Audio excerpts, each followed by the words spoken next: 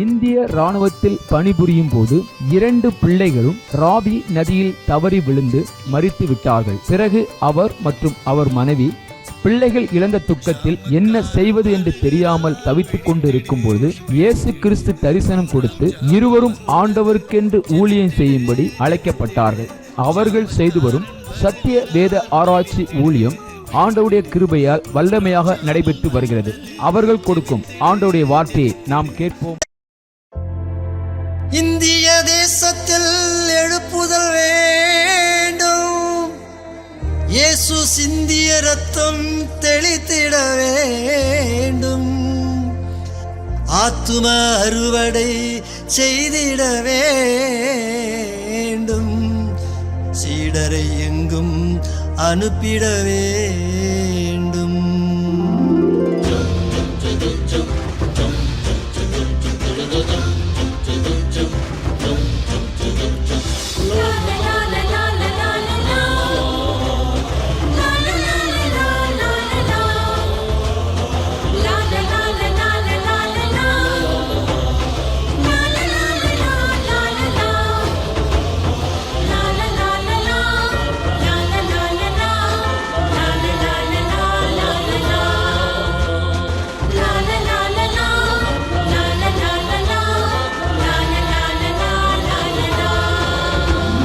சிலுவை கொடி பறக்கட்டும், சீயோன் ராஜா வருகிறார். சிலுவை கொடி பறக்கட்டும், சீயோன் ராஜா வருகிறார். சிங்கம் போல நடந்திடு, சிறுநரிகள் ஓடிடும். சிங்கம் போல நடந்திடு, சிறுநரிகள் ஓடிடும். இந்தியாவில் வாழ்கின்ற மக்கள் ஒன்று கூடணும்.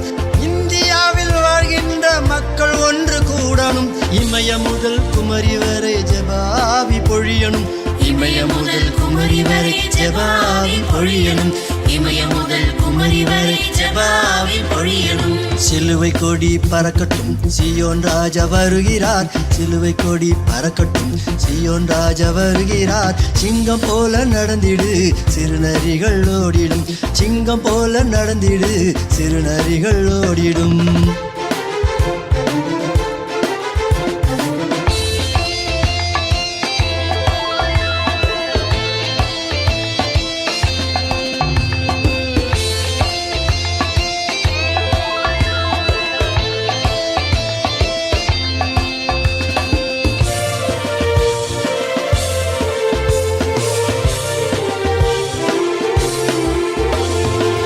வறுமை பாவத்திலே சாகும் ஜனத்தை மீட்கணும். வறுமை பாவத்திலே சாகும் ஜனத்தை மீட்கணும். சாதி மத பேதமின்றி இயேசு நாமம் போற்றணும். சாதி மத பேதமின்றி இயேசு நாமம் போற்றணும். சமத்துவ சமுதாயம் சத்தம் இன்றி மலரணும். சமத்துவ சமுதாயம் சத்தம் இன்றி மலரணும்.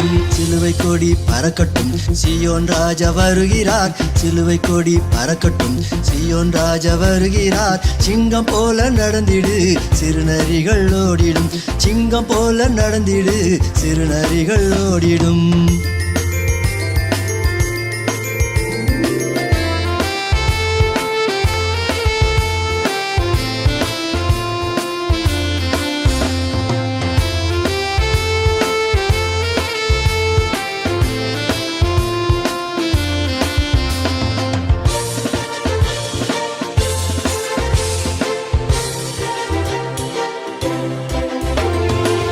சீடனும் ஜாமக்காரன் யுத்த வீரன் எழுமனும். சீடனும் ஜாமக்காரன் யுத்த வீரன் எழுமனும். நாடெங்கும் நற்செய்தி திருவசனம் விதைக்கணும். நாடெங்கும் நற்செய்தி திருவசனம் விதைக்கணும். நாளிடம் எங்கும் இயேசு திருநாமம் தொனிக்கணும். நாளிடம் எங்கும் இயேசு திருநாமம் தொனிக்கணும். சிலுவை கொடி பறக்கட்டும், சீயோன் ராஜா வருகிறார். சிலுவை கொடி பறக்கட்டும், சீயோன் ராஜா வருகிறார். சிங்கம் போல நடந்திடு, சிறுநரிகள் ஓடிடும். சிங்கம் போல நடந்திடு, சிறுநரிகள் ஓடிடும்.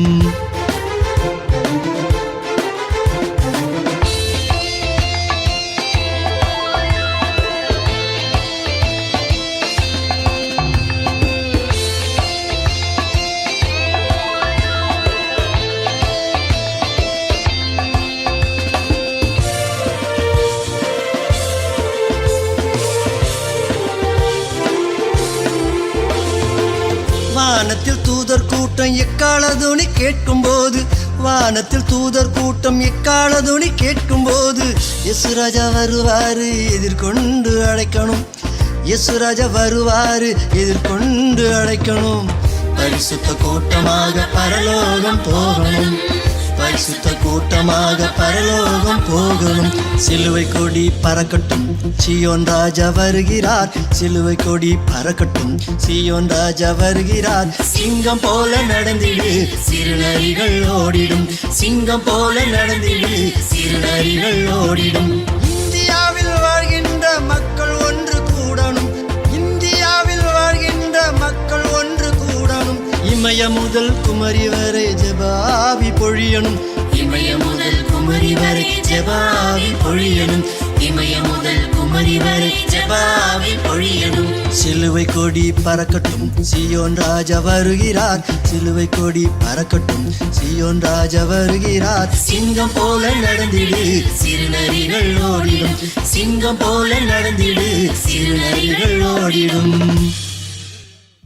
அல்லேலூயா. கர்த்தருடைய நாமத்துக்கு மகிமை உண்டாவதாக. இந்த நாளிலே நாம் சீயோனை குறித்து அதிகமாக பரலோக சீயோன், பழைய ஏற்பாட்டினுடைய சீயோன், புதிய ஏற்பாட்டுடைய சீயோனை குறித்து ஆவியானவர் நம்மோடு பேசி கொண்டிருக்கிறார். ஹல்லேலூயா. நீங்கள் அதை கவனிக்கும் போது உங்களுக்கு ஆரம்பம் அற்பமாக இருக்கும், ஆனால் முடிவை சம்பரணமாக மாறிவிடும். ஹல்லேலூயா. கொஞ்சம் புரிந்து கொள்கிறதுக்கு கொஞ்சம் நாள் ஆகும், ஆனால் அடிக்கடி இந்த வசனத்தை கவனிக்கணும். தேவனுடைய வசனத்தை நீ கவனிக்கும் போது உங்களுக்கு நல்ல கனிகளை உண்டாக்கி தரும், வரங்களை தரும், தாளந்துகளை கொடுக்கும். ஆவியானவர் உங்களை அதிகமாய் ஆசீர்வதிப்பார். ஹல்லேலூயா. அதனால தான் சத்தியத்தை அறிவில் சத்தியம் உங்களை விடுதலையாக்கும். வேதம் தான் நமக்கு சத்தியம். நீங்கள் வேதத்தை நீங்கள் உறுதியாக பற்றி கொண்டீங்கன்னா உங்களுடைய வாழ்க்கையில் நிறைய நன்மைகளை பெற்றுக்கொள்வீங்க. இரண்டாவது, வேதத்தை அறிகிற அறிவில் வளரும் போது தான் நீங்கள் உலகத்தை வெறுக்க முடியும், மாம்சத்தை வெறுக்க முடியும். புரியுங்களா? நீங்கள் ஆண்டவரை அறிகிற அறிவு குறைவாக இருந்துச்சுன்னா நீங்கள் உலகத்தை அதிகமாக நேசிப்பீங்க. புரியுங்களா? ஆண்டவராக இயேசு கிறிஸ்து உலகத்தில் இருந்தார், ஆனால் உலகத்தை நேசிக்கலை. அல்லேலூயா. அவருடைய கண்கள் இச்சை இல்லை, மாம்சத்தின் இச்சை இல்லை, ஜீவனத்தின் பெருமை இல்லை. அல்லேலூயா. ஆனால் அவர் உலகத்தில் இருந்து சாதித்து காட்டினார். புரியுங்களா? அவரிடத்துல யார் வந்தாலும் மனம் திரும்புகிறாங்க. அவருடைய பிள்ளைகளிடத்துல நம்ம இடத்துல யார் வந்தாலும் நம்மை கொண்டு நிறைய மக்களை கர்த்தருக்குள்ள வழிநடத்துறத நம்மளை வச்சிருக்கிறார் ஆண்டவர். அல்லேலூயா. அதனால தான் இன்றைக்கி நம்ம விலையேற பெற்ற கல் அப்படின்னா என்ன குறித்து நாம் பார்க்க போகிறோம். வாசிக்கலாம் நம்ம ஒரு வசனத்தை. ஏசாயா 28:16. அல்லேலூயா. இங்கே என்ன சொல்கிறார் ஆண்டவரே? அஸ்திபாரமாக ஒரு கல்லை நான் எங்கே வைக்கிறேன்? சீயோனிலே வைக்கிறேன். புரியுங்களா? அந்த அஸ்திபாரம் கல்லாகிய இயேசு கிறிஸ்து தான் அந்த கல். அந்த கல்லின் மேல் நமக்கு என்ன இருக்கணும்? வாஞ்சை இருக்கணும். அல்லேலூயா. இயேசுவின் மேல் அந்த வாஞ்சை இருந்தால் தான் பாருங்கள், ஆண்டவரிடத்துலையும் கல் இருக்கிறது. அடுத்தது நம்ம வாசிக்கலாம், சங்கீதம் 102:14. 102:14. பாருங்கள், ஊழியக்காரர்கள் தான் என்ன பண்ணுறோம்? புதிய ஏற்பாட்டினுடைய ஊழியக்காரர்கள் அந்த கல்லின் மேல் வாஞ்சை வைத்தார்கள். அல்லேலூயா. அதே அப்போஸ்தலர் 4:11 வாசிக்கும் போது, அப்போஸ்தலர் 4:11.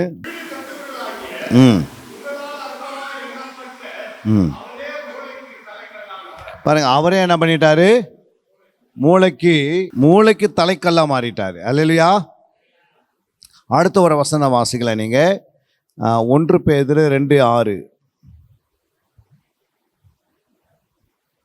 1 பேதுரு 2:6. விலையேறி பெற்றதுமாயிருக்கிற மூலக்கல்லை சீயோனிலே வைக்கிறேன். அல்லேலூயா. இதெல்லாம் ஆண்டவரே அப்படியே பேசினே வர்றார் புதிய ஏற்பாட்டில். அதுக்கடுத்து ரோமர் 9:33. ரோமர் 1. இதோ இடறுதற்கான கல்லையும் தவறுதற்கான கன்மலையும் சீயோனில் வைக்கிறேன். அவரிடத்தில் விசுவாசமாய் இருப்பவன் எவனோ அவன் வெட்கப்படுவதில்லை என்று எழுதியிருக்கிறபடி அந்த கல்லின் மேல் ஒருத்தர் விசுவாசமா இருக்கிறங்க, அவங்க வெட்கப்படுவதில்லை, வெட்கப்பட்டு போவதில்லை. அப்போ இதெல்லாம் ஆண்டவர் ஒவ்வொன்றும் நமக்கு சொல்லி தருகிறாரு. 1 கொரிந்தியர் 3:11 வாசிங்க. போடப்பட்டிருக்கிற அஸ்திபாரமாகிய இயேசு கிறிஸ்துவை அல்லாமல் வேறு அஸ்திபாரத்தை போட ஒருவனாலும் கூடாது. புரியுங்களா? சங்கீதம் 112:7 வாசிக்கும் போது, சங்கீதம் 112:7, துர்ச்செய்தியை கேட்கிறதினால் பயப்படான், அவன் இருதயம் கர்த்தரை நம்பி திடனாயிருக்கும். பாருங்க, துர்ச்செய்தியை கேட்கிறதினால் பயப்படான், அவன் இருதயம் கர்த்தரை நம்பி திடமனதாயிருக்கும். அல்லேலூயா. அது மட்டுமல்ல, யாக்கோபு 5:7, இப்படி இருக்க சகோதரரே கர்த்தர் வருமளவும் நீடிய பொறுமையாயிருங்கள். நீடிய பொறுமையாயிருங்கள். இதோ பயிரிடுகிறவன் பூமியின் நற்பலனை அடைய வேண்டும் என்று, பூமியின் நற்பலனை அடைய வேண்டும் என்று முன்மாறியும் பின்மாறியும் வருமளவும் நீடிய பொறுமையோட நீடிய பொறுமையோடு என்ன செய்யணும்? காத்திருக்கணும். அல்லேலூயா. அப்போ ஒரு கல்லின் மேல் ஆண்டவர் மேலே விசுவாசமாக வைக்கும் போது, ஒன்று நான் சொன்ன நீடிய பொறுமை, வெட்கப்பட்டு போவதில்லை. அப்போ அந்த கல்லின் மேல் வாஞ்சை இருக்கணும். அடுத்து எசேக்கியேல் 28:13, நீ தேவனுடைய தோட்டமாகிய ஏதேனில் இருந்தவன், பத்மராகம், புஷ்பராகம், வைரம், படிக பச்சை, கோமேதகம், எஸ்பி, இந்திரநீலம், மரகதம், மாணிக்கம் முதலான சகலவித ரத்தினங்களும் பொன்னும் உன்னை மூடிக்கொண்டிருக்கிறது. நீ சிருஷ்டிக்கப்பட்ட நாளில் உன் மேள வாத்தியங்களும் உன் நாகசுரங்களும் உன்னிடத்தில் ஆயத்தப்பட்டிருந்தது. பாருங்க, இங்கே 9 விதமான கற்களினாலே ஆண்டவர் இந்த கேருப்பை என்ன பண்ணாரு? உருவாக்கி வைத்திருந்தார். புரியுங்களா? அவன் எங்கே இருந்தானா, தேவனுடைய தோட்டமாக ஏதேனில் இருந்தவன். தோட்டன்றது இந்த ஏதேன்னு சொல்லலாம். ஆண்டவர் பூமிக்குரிய ஏதேன்னு, பரலோகத்தில் ஏற்கனவே ஏதோன்னு இருக்குது. அந்த ஏதேனில் ஆண்டவர் கொண்டு போய் வச்சார். எத்தனை? 9 விதமான கற்கள் மூலமாக. அல்லேலூயா. இயேசுவும் கல்லுன்னு சொல்கிறாரு. பிசாசுக்கிட்டேயும் அவன் கல்லினாலே அவனை உருவாக்கி வைத்திருக்கிறாரு. எசேக்கியேல் 28:13 நம்ம வாசித்தோம். அடுத்தது வாசி நம்ம கலாத்தியர் 5:22-23. ஆவியின் கனியோ அன்பு, சந்தோஷம், சமாதானம், நீடிய பொறுமை, தயவு, நற்குணம், விசுவாசம், சாந்தம், இச்சையடக்கம். இப்படிப்பட்டவைகளுக்கு விரோதமான பிரமாணம் ஒன்றுமில்லை. அப்போ இங்க என்ன சொல்றார் ஆண்டவரே? இதுவும் 9 விதமான கனியினால, அவனையும் ஆண்டவர் 9 விதமான கற்களினால. அப்போ விலையேறி பெற்ற அந்த கல் என்பது விசுவாசத்தில் ஆரம்பித்து ஆண்டவர் சொல்றாரு, அது தாளந்துகளோடு இணைக்கப்படுகிறது, கனிகளோடு இணைக்கப்படுகிறது. அல்லேலூயா. அங்கே நாம் வாசிக்கிறோம், இந்த விலையேறி பெற்ற, அதாவது சீயோனை கட்டுவதில் விலையேறி பெற்ற கல்லாகிய அந்த விசுவாசம், அந்த 9 விதமான கனியினாலே நாம் உருவாக்கப்பட வேண்டும். அல்லேலூயா. தேவன் பிசாசுவே கேருப்ப 9 விதமான கனியினால, கற்களினால உருவாக்கி ஏதேன் தோட்டத்தில் வச்சாரு. அதே போல இப்போ சபையும் கத்தனை செய்கிற 9 விதமான கனியினால் உருவாக்க அவர் சத்தமாக இருக்கிறார். அப்போ கனி இல்லாமல் நம்ம பரலோகத்தை சுதந்திரிக்க முடியாது.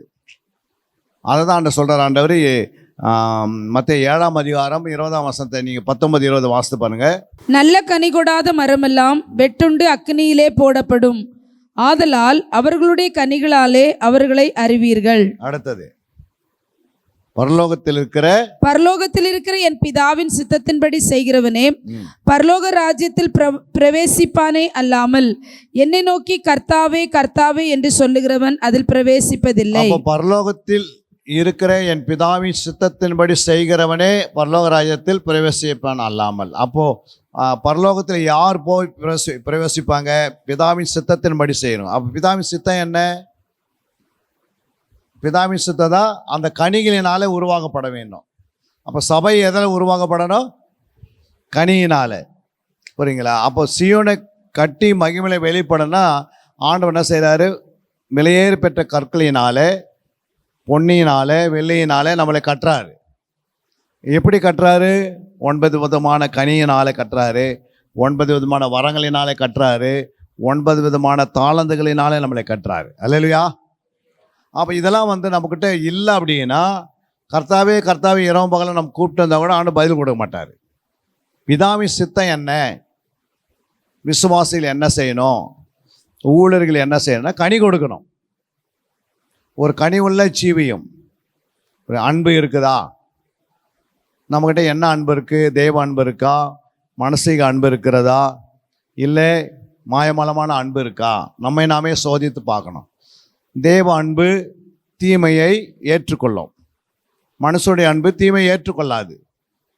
பிசாசின் அன்பு மாயமலமான அன்பு, அவன் தீமைக்கு தான் அதை செய்வான், நன்மைக்கு செய்கிறது போல தீமை செய்துட்டு போயிடுவான். அப்போது அன்பே ஆண்டு என்ன பண்ணுறாரு? தேவனுடைய அன்பு, பிசாசுடைய அன்பு, மனுஷனுடைய அன்பு. மனுஷனுடைய அன்பு மனுஷனை தான் நேசிக்கும், புரியுங்களா? ஆனால் தேவனுடைய அன்பு துன்மார்க்கனை நேசிக்கும், பாவியை நேசிக்கும், பரியாசக்காரனை நேசிக்கும். புரியுங்க? நேசிக்குமா நேசிக்காதா? அன்பினால் எப்படி இருதயத்தை உடைச்சிடலாம், புரியுதுங்களா? நீ அன்பு செலுத்தும் போது உங்கள் கணவர்கிட்ட நீ அன்பு கூறணும், கணவன் மனைவியிடத்தில் அன்பு கூறணும். பொருள் வாங்கி கொடுக்கறதுனால 3 வேளை சாப்பாடு போகிறதுனால அது அன்பு இல்லை, அது கடமை, இல்லையா? ஆனால் மனைவிக்கு ஒரு வியாதி வந்துடுது, அப்போ கூடவே இருந்து அந்த மனைவியுடைய எல்லா விதமான கஷ்டத்துலேயும் துக்கத்துலேயும் போய் ஹாஸ்பிட்டலில் படுத்திருந்து கொசு அங்கே எல்லாமே இது இருக்கும், பலவீனம் இருக்கும். அவங்களோட இணைந்து அந்த காரியத்தை செய்யும் போது அந்த மனைவிக்குள்ளே அந்த அன்பு வெளிப்படும். அல்லேலூயா. ஏதோ நான் மாத்திரை வாங்கி கொடுத்துட்டேன், உனக்கு சோறு 3 வேளை போட்டுட்டேன், உனக்கு தேவையில்லை நான் வாங்கி கொடுத்துட்டேன், அது கடமை. அல்லேலூயா. ஆனால் அன்பு அப்படி கிடையாது. அன்பு என்ன பண்ணோம்? அரவணைக்கும், கஷ்டத்தில் துக்கத்தில் வேதனையில். அதே போல் ஒரு கணவர் எல்லாத்தையும் வாங்கி கொடுக்குறாரு, அதனால் கணவனை நேசிக்குமா? அந்த அன்பா அது? புரியுங்களா? கணவருக்கு ஒரு கஷ்டம் வரும்போது அந்த கஷ்டத்துக்கு பதிலாக மனைவி என்ன பண்ணுவாங்க? அன்பு கூறணும், புரியுங்களா? 1000 கஷ்டங்கள் வந்தாலும் அந்த கஷ்டத்துக்கு மத்தியில் அன்பை வெளிப்படுத்தி காட்டணும். அல்லேலூயா. அப்போ தான் அந்த அன்பு வெளிப்படுகிறது, உண்மையான அன்பு, புரியுங்களா? கணவனுக்கு கஷ்டம் வரும்போது மனைவி என்ன பண்ணுவாங்க? எல்லாத்தையும் சுற்றி எடுத்துக்கின்னு அவங்க மாமியார் வீட்டுக்கு போயிட்டு என்ன ஆகும்? புரியுங்களா? கொஞ்ச நாள் நான் வெளியே போயிட்டு வரேன், இங்கே இருக்கிறது எனக்கு பிடிக்காது அப்படின்னா அப்போ கணவன் மேலே அந்த அன்பு இல்லை. அப்போ அன்பு என்பது இயேசு என்ன பண்ணார்? பேதுரு மறுதளிக்கிறாரு. ஆனால் இயேசு என்ன சொல்கிறாரு? நீ என்னை நேசிக்கிறாயா? புரியுங்களா? அப்போ என்ன செய்ய முடிவு வரைக்கும் என்ன கேட்குறாரு? என்னை நேசிக்கிறேன்னு.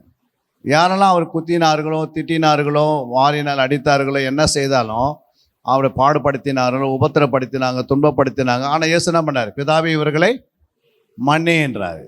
அதுதான் கிறிஸ்துவின் அன்பு. அப்போ அன்பு என்ன பண்ணுது? எப்படியாப்பட்ட காரியத்தையும் உருகி எடுத்துரும், மனதை உடைய வைக்கிறது தான் அன்பு. அல்லேலூயா. ஒரு கஷ்டத்தில் போய் நம்ம உதவி செய்து அது நம்ம அவங்களுக்கு உதவி தயவு என்று சொல்லலாம். ஆனால் அவங்க கஷ்டத்தில், அந்த கஷ்டத்துக்கு மத்தியில் அவங்களுடைய பலவீனத்தில் அவங்கள போய் தாங்குகிறோம், அங்கேயே நிற்கிறோம் அப்படின்னா அது அன்பை வெளிப்படுத்திடும். அப்போ ஒவ்வொன்றையும் ஒவ்வொரு காலகட்டத்தில் அன்பு வச்சிருக்கிறாரு. அப்போ அன்பு அன்புக்கு போராமல் இருக்காது, அன்புக்கு என்ன இருக்காது? பிரிவினை இருக்காது, சுயநலம் இருக்காது, தனக்கென்று ஓடாது. அப்போ இதெல்லாம் எப்போ வரும் அப்படின்னா இந்த ஆவியின் கனி வசனம் உள்ளே போனால் தான் வரும், புரியுங்களா? வேத வசனத்தின்படி வாழ்ந்து காட்டணும்னா சும்மா வாழ்ந்துட முடியாது.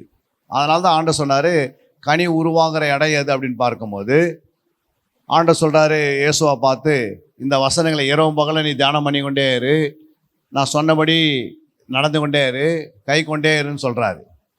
அவன் இரவும் பகலும் தியானம் பண்ணும் போது இயேசுவா என்ன பண்ணுறாரு? ஆண்டவருடைய அன்பை அறிஞ்சுக்கிறான்.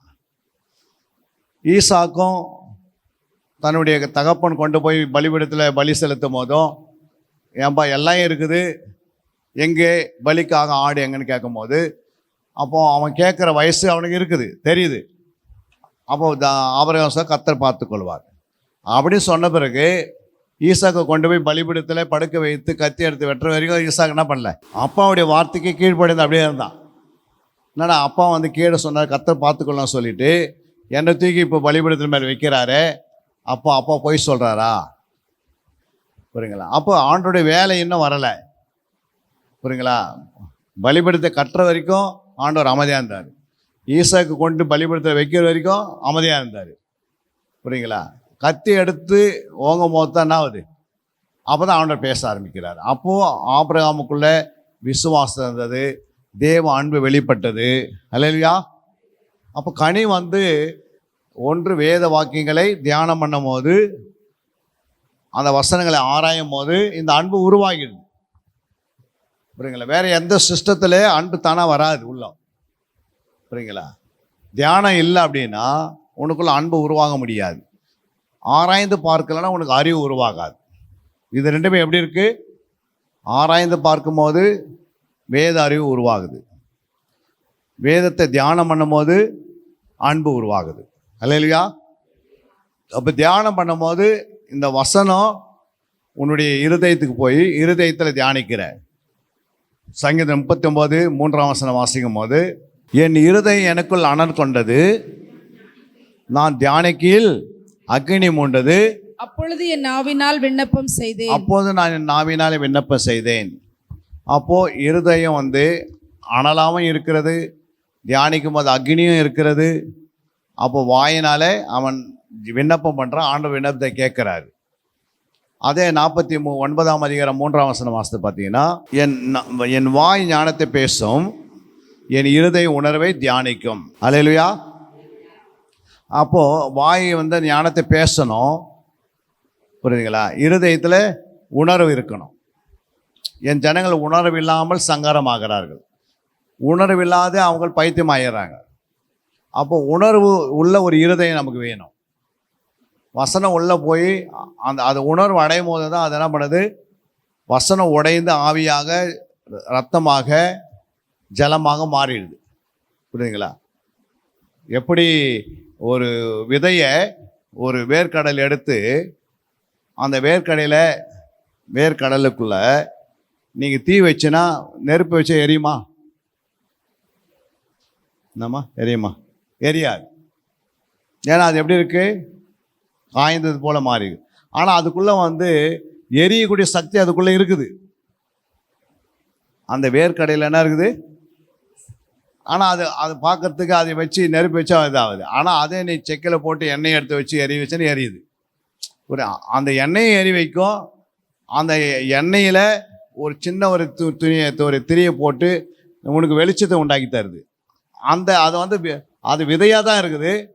அதே அந்த விதைக்குள்ள ஒரு மணலில் நிலத்தில் போட்டால் அது என்ன பண்ணுது?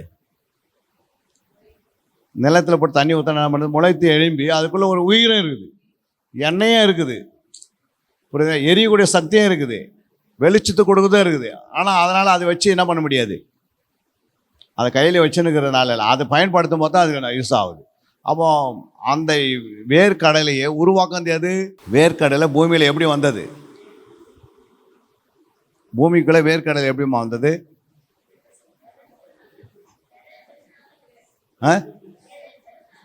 ஆண்டவருடைய வாயின் வார்த்தை தான் வந்து விதைக்கப்பட்டது. அல்லேலூயா. மனிதனுக்கு என்னென்ன வேணுமோ, புரியுங்களா, அதெல்லாம் ஆண்டவர் என்ன பண்ணார்? வார்த்தையினால பேசினார். புரியுங்களா? புல் பூண்டெல்லாம் உருவாகன்னு சொன்ன பிறகு அவர் வாயின் வார்த்தை அவர் என்ன சொன்னாரோ அத்தனையும் உருவாயிடுச்சு பூமியில். புரியுங்களா? நம்ம பார்க்குற அத்தனை கனி மரங்களும் எப்படி உருவாகுது? அவருடைய வாயின் வார்த்தையினால உருவாச்சு. விதை வந்து அவருடைய வாயில் வசனமாக இருந்தது. அந்த வசனத்தை அவர் என்ன சொல்ற? வேர்க்கடல்ன்றது சொன்னால் அது உருவாகுது. சூரியன் உருவாக சூரியன் உருவாகுது. அப்போ அவர் வாயில் எது பேசலாம் ஏன் உருவாகுதுன்னா, அவர் தான் சிருஷ்டிகர்த்தார். அல்லேலூயா. அவர் தான் உருவாக்குறவர், அவர் தான் சர்வ வியாபி, அவர் தான் சர்வஞானம், அவருக்கு தான் அந்த வல்லமை இருக்கிறது. புரியுங்களா? இந்த உலகத்தை இவ்வளோ பெரிய உலகத்தை உண்டாக்கி இந்த உலகத்தில் அவருடைய கண்கள் உலாவி கொண்டிருக்குது. புரியுங்களா? அப்போ எவ்வளோ பெரிய கண்ணு இருக்கும் அவருக்கு. ஆனால் அவர் இந்த பூமி எங்கேயும் அவர் என்ன பண்ணுறாரு? நம்ம இங்கேருந்து நம்ம அடுத்தது என்ன நடக்குதுன்னு தெரியாது, மேலே யார் இருக்கிறாங்கன்னு தெரியாது. ஆனால் ஆண்டோடைய கண் எல்லாருமே எப்படி இருக்குது? நிர்வாணமாக தெரியும். புரியுங்களா?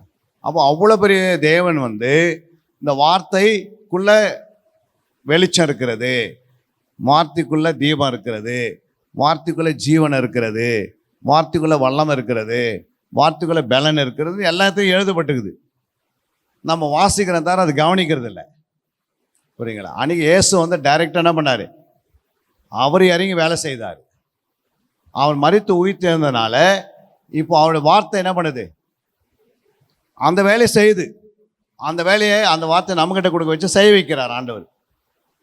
அதுதான் ஆண்டவர் சிஸ்டம். அப்போது வார்த்தைகளை நீங்கள் எடுத்து அதை சிந்திக்கும் போது, அதை நினைக்கும் போது, அதை நீங்கள் யோசிக்கும் போது, அந்த வார்த்தை இருதயத்திலேருந்து என்ன பண்ணுது?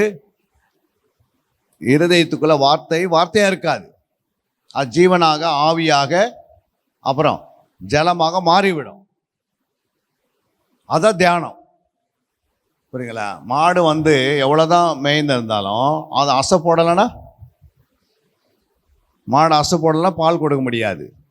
மாடு அசை போடலைன்னா அதுக்கிட்ட இருந்து பலனை பெற்றுக்கொள்ள முடியாது. அதே போல் தான் ஆண்டவன் சொல்கிறாரு, நீங்கள் வசனத்தை அசை போடலைன்னா, தியானிக்கலைன்னா உங்களுக்கு எந்த வல்லமையும் வெளிப்படுத்தாது. அந்த வார்த்தை என்ன பண்ணாது? உனக்கு ஜீவன் உண்டாக்கி தராது. புரியுதுங்களா? அப்போ வார்த்தை வந்து ஜீவனாக மாறணும், ஆவியாக மாறணும். அது பிறகு வார்த்தை என்ன மாறணும்? தண்ணீராக மாறணும். அப்படின்னா நீங்கள் தியானம் பண்ணால் தான் முடியும். அதை இரவும் பகலமாக அதை குறித்து சிந்திக்கணும், அதை குறித்து யோசிக்கணும். அந்த வார்த்தை உங்கள் இருதயத்தில் போய், இருதயம் வந்து எப்படி இருக்குதுன்னா, ஆவிக்குரிய இருதயம், வசனமும் ஆவியாக இருக்குது, இருதயமும் ஆவியாக இருக்குது. புரியுங்களா? ரெண்டுமே நம்ம பார்க்க முடியல. சரீரத்தை மட்டும் தான் நம்ம பார்க்குறோம். ஆனால் அந்த இருதயத்துக்குள்ள அந்த வசனம் உள்ளே போய் அவ்வளோ வேலை செய்யுது. புரியுங்களா? இயேசு பேசுகிறாரு பேதுருக்கிட்ட, நான் என்னை மறுதலிப்பா என்றாரு. சேவல் கூவும் போது நீ என்ன பண்ணுவ அப்படின்னு சொல்லிட்டாரு. இவன் என்ன சொல்கிறான்? நான் உன்னை மறுதலிக்கவே மாட்டேன், நான் உனக்காக மறிப்பேன். புரியுதுங்களா? இதெல்லாம் சொல்கிறாரு. ஆனால் அந்த குறிப்பிட்ட நேரம் வரும்போது அவனுக்கு மரண பயம் வந்ததுனால தான் உடனே என்ன பண்ணுறான்?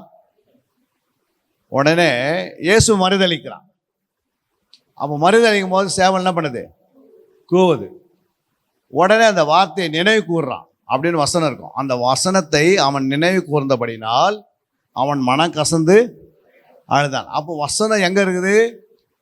மனம் வந்து எங்கே இருக்குது? மனது சரீரத்தில் உள்ள மனது இருக்குது, ஆத்மா இருக்குது. ஆத்மாவில் தான் அந்த மனது இருக்குது. இந்த மனதுக்குள்ளே தான் என்ன பண்ணுது? இந்த வசனம் இருந்தது. அந்த வசனம் என்ன பண்ணுது? அவன் மனம் கசம் போது அவன் தானவே கண்ணீர் வருது. புரியுங்களா? அடித்தோ அவன் அழலை, திட்டியோ அழலை, எதுவுமே ஆகலை. கர்த்தர் சொன்ன வசனம் கரெக்டாக நிறைவேறிச்சுன்னு சொல்லி அவன் மனம் கசந்து, அந்த வசனத்தை நினைவு கூறுறதுனால என்ன ஆச்சு? ஆட்டோமேட்டிக்காக அவன் உள்ள உடைஞ்சிருச்சு. புரியுங்களா? அது பிறகு அவனுக்கு ஒரு ஆண்டவர் உண்மையானவர், உத்தமமானவர், அவரை போய் நான் என்ன பண்ணிட்டேன்? மறுதளிச்சிட்டேன் அப்படி சொல்லி அவன் மனஸ்தாப்படும் போது ஆண்டவர் என்ன செய்கிறாரு? பேதுருவை அரவணைக்கிறாரு. ஆனால் அதே பாருங்கள், யூதாஸ் வந்து அவனும் என்ன பண்ணுறான்? ஐயோ, குற்றமுள்ள ரத்தத்தை என்ன பண்ணிட்டேன் காட்டி கொடுத்துட்டுன்னு அவன் என்ன பண்ணான்? உடனே ஆசாரிக்கிட்ட போனான். புரியுங்களா? ஆசாரிக்கிட்ட நான் குற்றமுள்ள ரத்தத்தை நான் காட்டி கொடுத்துட்டேன், இந்தாங்க அந்த 30 வெள்ளி காசு அப்படின்னு என்ன பண்ணிக்கிறான்? ஆசாரிக்கிட்ட கொடுத்தான். ஆசாரியன் அதை வாங்கிட்டு உடனே என்ன பண்ணியிருக்கணும்? ஒரு ஆடோ ஒரு புறாவோ என்ன பண்ணியிருக்கணும்? நீ கொண்டு வாப்பா, உனக்காக நான் பலி செலுத்தன்னு சொல்லியிருந்தேன். நியாயப்பிரமாணம் ஒன்றும் இயேசு சிலுவைக்கு போகல. நியாயப்பிரமாணம் நிறைவேறத்துக்கு இன்னும் கொஞ்சம் நேரம் இருக்குது. அப்போ உடனே என்ன பண்ணியிருக்கணும்? அந்த ஆசாரியன் ஒரு அந்த யூதாசு மூலமாக ஏதாவது ஒரு பலி செலுத்திருந்தானா அவனுக்கு பாவ நிவாரணை கிடைச்சிட்டு இருக்கும். புரியுங்களா? ஆனால் அந்த ஆசாரியன் புரியுங்களா தேவனுக்கு விரோதமான காரியத்தை செய்து கொண்டிருக்கிறதுனால அவனை பண்ணிட்டான், உன்னுடைய பாடு அப்படின்னுட்டான், அது எனக்கு தெரியாதுன்ட்டான். புரியுங்களா? உடனே யூதாஸ் என்ன பண்ணியிருக்கணும்? இயேசுகிட்ட வந்திருக்கணும். உண்மையான பிரதான ஆசாரியர் இயேசுன்னு வந்தது காலில் விழுந்தா ஆண்டவர் மன்னிச்சிருப்பார். ஏன்னா இவன் மூலமாக தான் காட்டி கொடுக்கப்படணும். ஆனால் அவன் மறுபடியும் வந்து ஆண்டவர்கிட்ட மன்னிப்பு கேட்டிருந்தா நிச்சயமாக ஆண்டவர் மன்னிச்சிருக்க மாட்டாரா? மன்னிச்சிருப்பார். ஆனால் அவன் என்ன பண்ணல? அவன் மன்னிக்கப்படலை. ஏன் அவன் மன்னிக்க கொடுக்கல? ஏன் வந்து யூதாசு மன்னிப்பு கேட்கல. ஏன் வந்து மன்னிப்பு கேட்கல அப்படின்னா, இந்த பிசாசு இவனுடைய இருதயத்தில் இருக்குது. பேதுருக்குள்ள பிசாசு இல்லை, பிசாசு கிரி இருந்தது. ஆனால் யூதாசுக்குள்ள பிசாசு கிரியும் இருந்தது, பிசாசு இருந்தான். அதனால தான் பிசாசு வஞ்சித்துட்டான். அல்லேலூயா. சிலவங்க பார்த்தீங்கன்னா பிசாசு கிரி இருக்கும், அந்த கிரியை அழிக்கிறது தான் இயேசுவின் வல்லமை வசனம் வேணும். புரியுங்களா? நீங்கள் வசனத்தை வச்சு ஜபத்தோட வசனத்தை தியானத்தோடு பண்ணீங்கன்னா கிரி அழிஞ்சிடும். நீங்கள் வசனத்தை வச்சிங்கன்னு வசனத்தை வச்சு நீங்கள் தியானம் பண்ணல அப்படின்னா கிரி அழியாது. ஜபம் தான் பண்ணின்னு இருக்கணும். ஆண்டவரே எனக்கு வந்து இந்த மாதிரி அடிக்கடிக்கு நான் என்ன பண்ணுறேன், பெருமையாக எனக்கு பெருமை வந்தது, பெருமையான வார்த்தை வந்தது, பெருமையான பேசுகிறேன் அப்படின்னு சொன்னால் கூட ஆண்டவர் வசனத்தை தான் காட்டுவார். பேதுரும் யோவானுக்குள்ள பரிசுத்தாவின்னு இறங்கிட்டார். இப்போ ஆலயத்துக்கு போகிறாங்க. ஆலயத்தில் போகும்போது அந்த ஆலயத்துக்கு வாசற்படியில் யார் உட்காந்துருக்குறது? ஒரு முடவனை உட்காந்துருக்கிறான். புரியுங்களா? இவங்களுக்குள்ள ஆவியனுடைய அபிஷேகம் நிறைவாக இருக்குது. உடனே பேதுரு எழுந்து நடன சொன்னார். என்ன சொன்னார்? உள்ள இருக்கிற ஆவியானவர் என்ன சொன்னார்? இயேசு நாமத்தில் எழுந்து நடன்றாரு. ஏன்னா இயேசு நாமம் இல்லாமல் ஆவியனு எதையும் செய்ய முடியாது. அல்லேலூயா. அப்போ இயேசு நாமத்தை பயன்படுத்துகிறார். எனக்குள்ள ஆவியானுக்கிறாரு, உனக்குள்ள ஆவிக்கிறாருன்னா இயேசு நாமத்தை விட்டுட்டு என் நாமத்தில் நான் ஏதாவது சொன்னா கூட உருவாகாது. புரியுங்களா? மொட்டையாக சொன்னால் கூட பிசாசு என்ன பண்ணுவான், திருப்பி பேசிடுவான். இயேசுவின் நாமத்தை ஆவியானுடைய ஒத்தாசையோடு பேசணும். புரியுங்களா? ஆவியானு இல்லாத நீ பிசாசுக்கிட்ட வெறும் இயேசு நாமத்திலே வெளியே போனால் அது போகாது. ஏன் அப்படின்னா உனக்கு ஆவியானவர் இல்லாமல் மொட்டையாக சொல்ல முடியாது. ஆவியானவர் இல்லாமல் ஞானஸ்தானம் எடுத்தவங்க நிலைமை ஆச்சு, மறுபடியும் ஞானஸ்தானம் எடுக்க வேண்டியதாகிடுச்சு. புரியுங்களா? இருந்ததா இல்லைங்களா? லூக்கா அப்போஸ்தலர் 19ஆம் அதிகாரத்தில் 2ஆம் வசனத்தை வாசித்து பாருங்க. நீங்கள் விசுவாசிகள் ஆனபோது பரிசுத்த ஆவியை பெற்றீர்களா என்று கேட்டான். அதற்கு அவர்கள் பரிசுத்த ஆவி உண்டென்பதை நாங்கள் கேள்விப்படவே இல்லை என்றார். எந்த அதிகாரத்தில் வருது? அப்போஸ்தலர் 19ஆம் அதிகாரத்தில் வருது. ஆனால் அப்போஸ்தலர் 2ஆம் அதிகாரத்தில் ஆவியன் இறங்கிட்டாரு சபையில். 2ஆம் அதிகாரத்தில் ஆவியன் இறங்கி சில விசுவாசிகளுக்கு 19ஆம் அதிகாரம் வரைக்கும் அவங்களுக்கு ஆவியன் யாருன்னே தெரியல. அது மாதிரி இன்றைக்கும் சபையில் எத்தனையோ பேர் ஆவியானவனே யாருன்னே தெரியல. ஆவியானவர் ஆள் தத்துவம் உள்ளவர், அவருக்கு ஆவி இருக்கும், அவருக்கு சரீரம் இருக்கும், அவருக்கு வேற என்ன இருக்கும், பலன் இருக்கும்.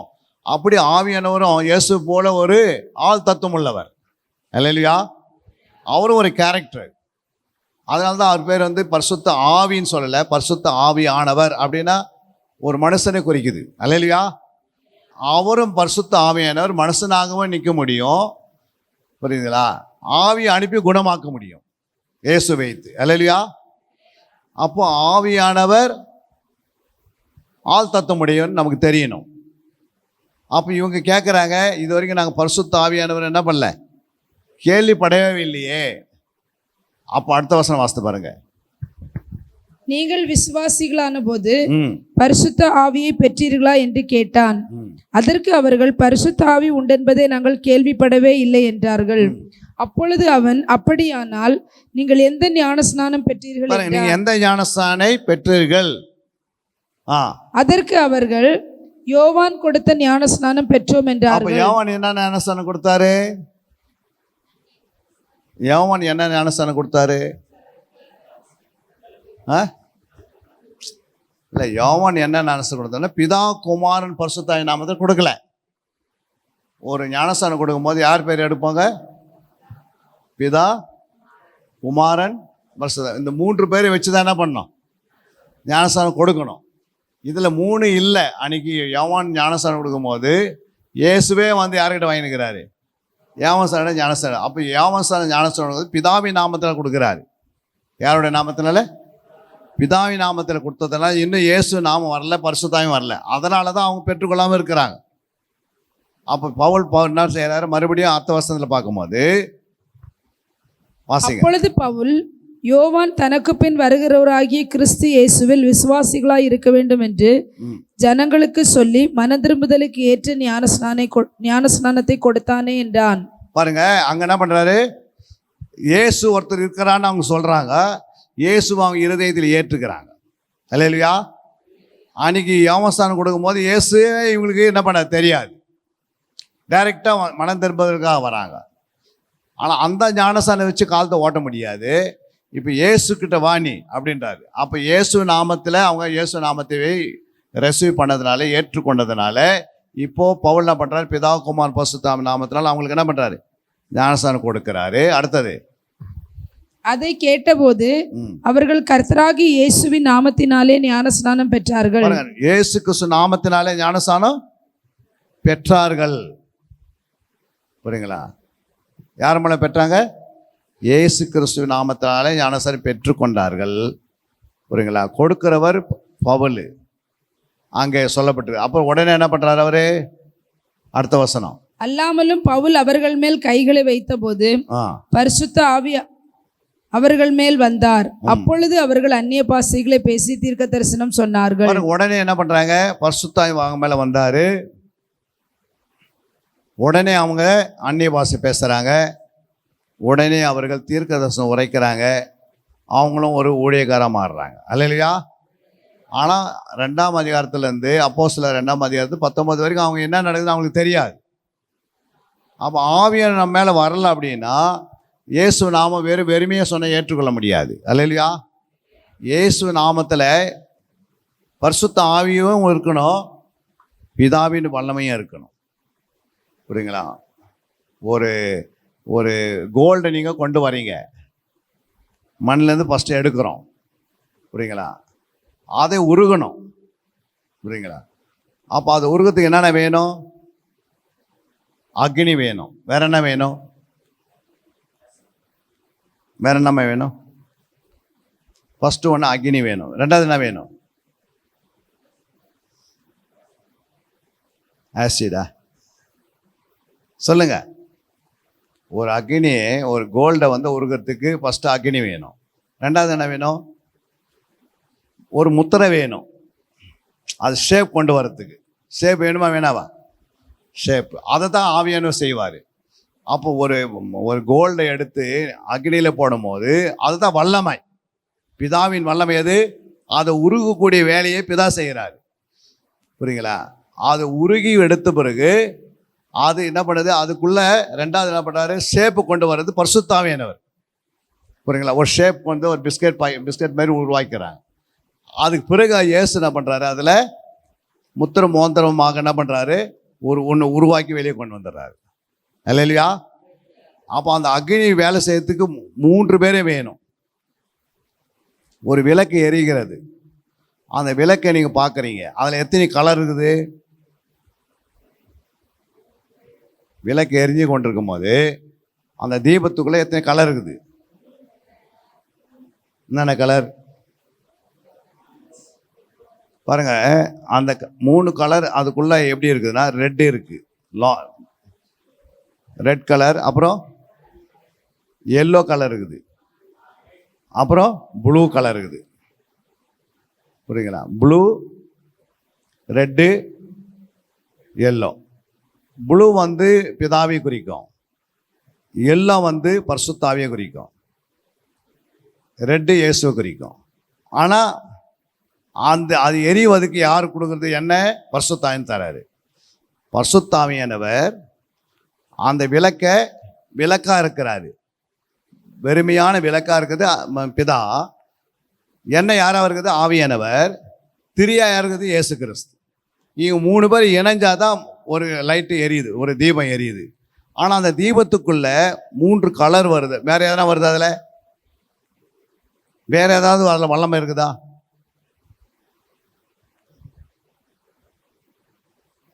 ஒரு விளக்கு எரிஞ்சு கொண்டு போது 3 கலர் வெளியே வந்தாச்சு. வேற ஏதாவது அதில் நமக்கு உதவியாக இருக்குதா? வேற ஏதாவது வல்லமைகள் இருக்கா? இருக்குதா இல்லையாம்மா? ஒரு விளக்கு எரிஞ்சிருக்கும் போது 3 கலர் கண்டுபிடிச்சிட்டோம். வேறு ஏதாவது நீங்கள் சொல்லுங்க. எது? புகை இருக்குது. பாருங்க, ஒரு ஆளை சுட்டெரிக்க கூட வல்லமை இருக்குது அதுக்குள்ள. நீ கையை வச்சா உன்னை கையை என்ன பண்ணிட்டோம்? வெளிச்சமும் கொடுக்கும், சுட்டெரிக்கும் வல்லமையும் இருக்குது. அப்புறம் வேற என்ன இருக்குது? வேற என்ன இருக்குது? அதில் ஒரு இடத்துலேருந்து இன்னொரு இடத்துக்கு, இருளான இருக்கிற இடத்துல ஒரு இடத்துக்கு இன்னொரு இடத்துக்கு போக முடியும் இடத்துக்குன்னு. புரியுங்களா? அப்போது அது கலரையும் வெளிப்படுத்துது, வல்லமையும் வெளிப்படுத்துது, ஒரு இடத்துக்கு இன்னொரு இடத்துக்கு போகிறதுக்கு உதவியாக இருக்குது. ஆனால் அது எல்லாத்தையும் சப்போர்ட் பண்ணுறது அது ஒரு விளக்கு, அந்த விளக்கில் ஒரு எண்ணெய், அந்த எண்ணெய்க்குள்ள ஒரு திரி. புரியுங்களா? இது மூணுமே ஆண்டு என்ன பண்ணுறாரு? இப்படி தான் பிதா குமாரன் பரிசுத்த வேலை செய்கிறது. இது இங்கே ஏதாவது ஒருத்தர் விட்டுட்டு வேலை செய்யறதுனா வேலை ஆகாது. சிலவங்க பாருங்கள், இயேசு மட்டும் பேசின்னு போயிடுவாங்க. சிலவங்க ஆவியானவர் இருந்தால் போதுன்னுவாங்க, சிலவங்க பிதா இருந்தால் போதுவாங்க. புரியுங்களா? இவங்க 3 பேர் இல்லை அப்படின்னா திருத்தத்தை கொண்டு வர முடியாது. வேதம் ஆதியாகத்திலிருந்து வெளிப்படுத்தின வரைக்கும் எல்லாம் எப்படி எழுதி கொடுத்துட்டாரு? திருத்தமாக எழுதி கொடுத்துட்டாரு. எப்படி எழுதி கொடுத்துட்டாரு? திருத்தவம். அந்த திருத்தத்தை எது வரைக்கும் நீங்கள் கண்டுபிடிக்கலையோ அது வரைக்கும் வசனம் என்ன பண்ணாது? உங்களுக்கு வெளிப்படாது. அல்லேலூயா. அடுத்ததாக நாம் பார்க்க வேண்டியது 3 காரியங்கள். சத்தியமற்ற சீயோன் மரம். சத்தியமற்ற சீயோனில் மரம்.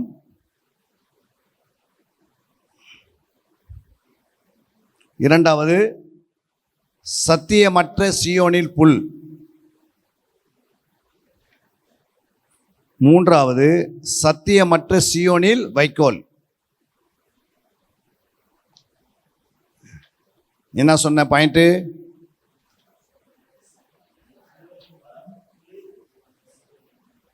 சொல்லுங்கம்மா. சத்தியமற்ற சீயோனில் மரம், சத்தியமற்ற சீயோனில் புல், சத்தியமற்ற சீயோனில் வைக்கோல்.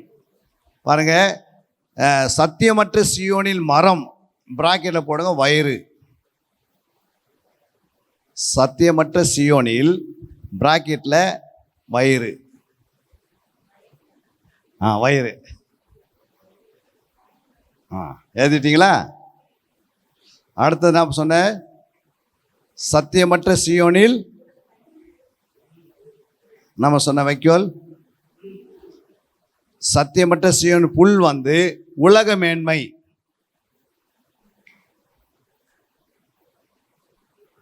மூன்றாவது, சத்தியமற்ற சீயோனில் வைக்கோல் மாயமலம். எழுதிட்டீங்களா? நான் சொன்னேன் பாயிண்ட்டு.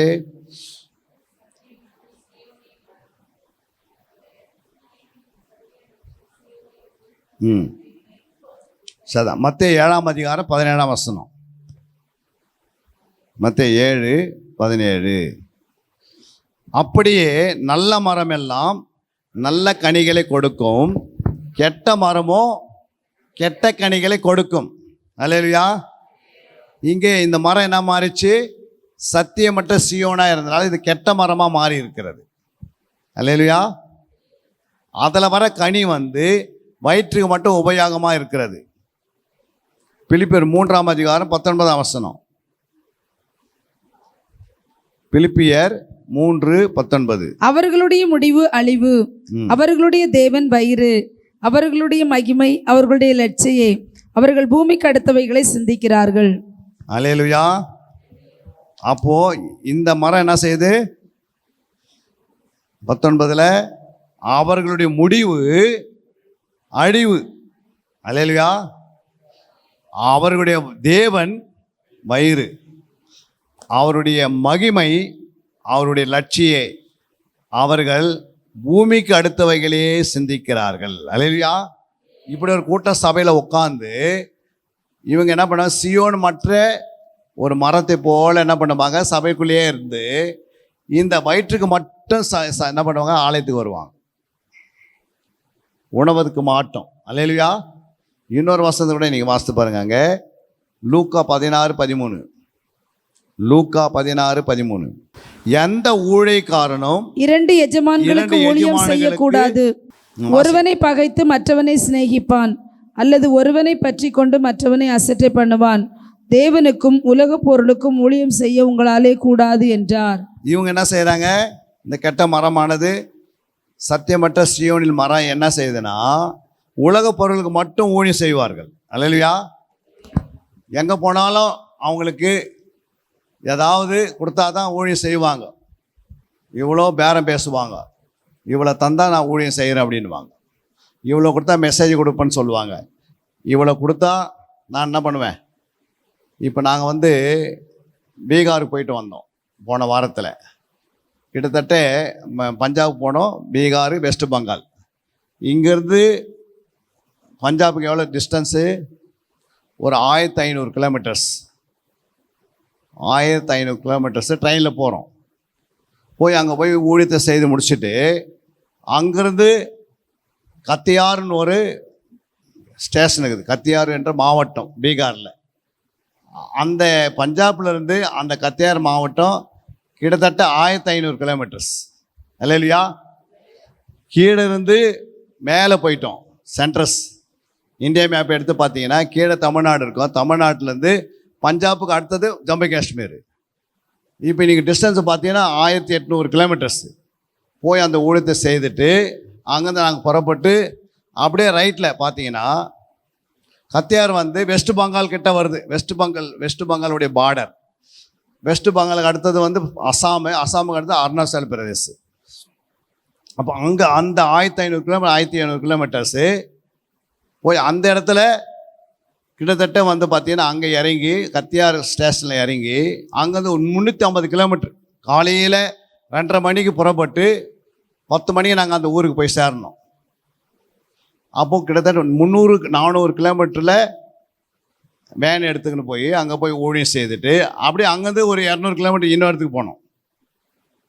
இதை விட மோசமான வெயில் அங்கே. இல்லையா? இப்போ அங்கே வேலை செய்து முடிச்சுட்டு புரியுதுங்களா, அதே வெஸ்ட் பெங்காலில் பங்களாதேஷ் பார்டரில் போய் சிலருக்கு ஞானஸ்தானம் கொடுத்துட்டு அங்கே அவங்களுக்கு ஜொபெல்லாம் பண்ணி முடிச்சுட்டு திரும்பி மறுபடியும் நாங்கள் ரிட்டர்ன் வரோம். காலையில் ஒரே ஒரு பூரி சாப்பிட்டுட்டு தான் சாப்பிட்டோம். சாயந்தரம் வரைக்கும் எதுவும் சாப்பிட முடியல, எங்கேயுமே இல்லை. சாயந்தரம் அதோட 5 மணிக்கு தான் நாங்கள் அடுத்த முறை நாங்கள் லஞ்சஸ் பண்ணோம் 5 மணிக்கு மேலே. இப்போ இவ்வளோ சுவிசேஷம் அறிவிப்பதற்கு பல இடங்களில் போய் செய்கிறோம். அது எது? நல்ல மரங்கள், நல்ல கனி கொடுப்போம். அல்லேலூயா. இப்போ அந்த ஊழியரே கூப்பிட்டு அவருக்கே ஒரு 10,000 ரூபாய் காணி கையில் கொடுத்துட்டு நாங்கள் என்ன பண்ணிட்டோம், இதெல்லாம் சேர்ந்து ஒரு 25,000 ரூபாய் ட்ரெயின் சார்ஜ் எல்லாம் போனாலும் ஒரு 10,000 ரூபாய் என்ன பண்ணோம், கொடுத்துட்டோம். கொடுத்துட்டு காணிகளை கொடுத்துட்டு இன்னொரு அங்கேருந்து ஒரு ஊழியக்காரர் மிஷினரி வராரு. அவர் எங்கே வராரு? திருநெல்வேலிக்கு வராரு. அவங்க பிள்ளைங்களை திருநெல்வேலியில் படிக்க வச்சுருக்கிறாங்க. இப்போ ஐயா படிக்க வச்சுருக்கிறாங்க. அவங்க என்ன பண்ணால் அங்கே வராங்க.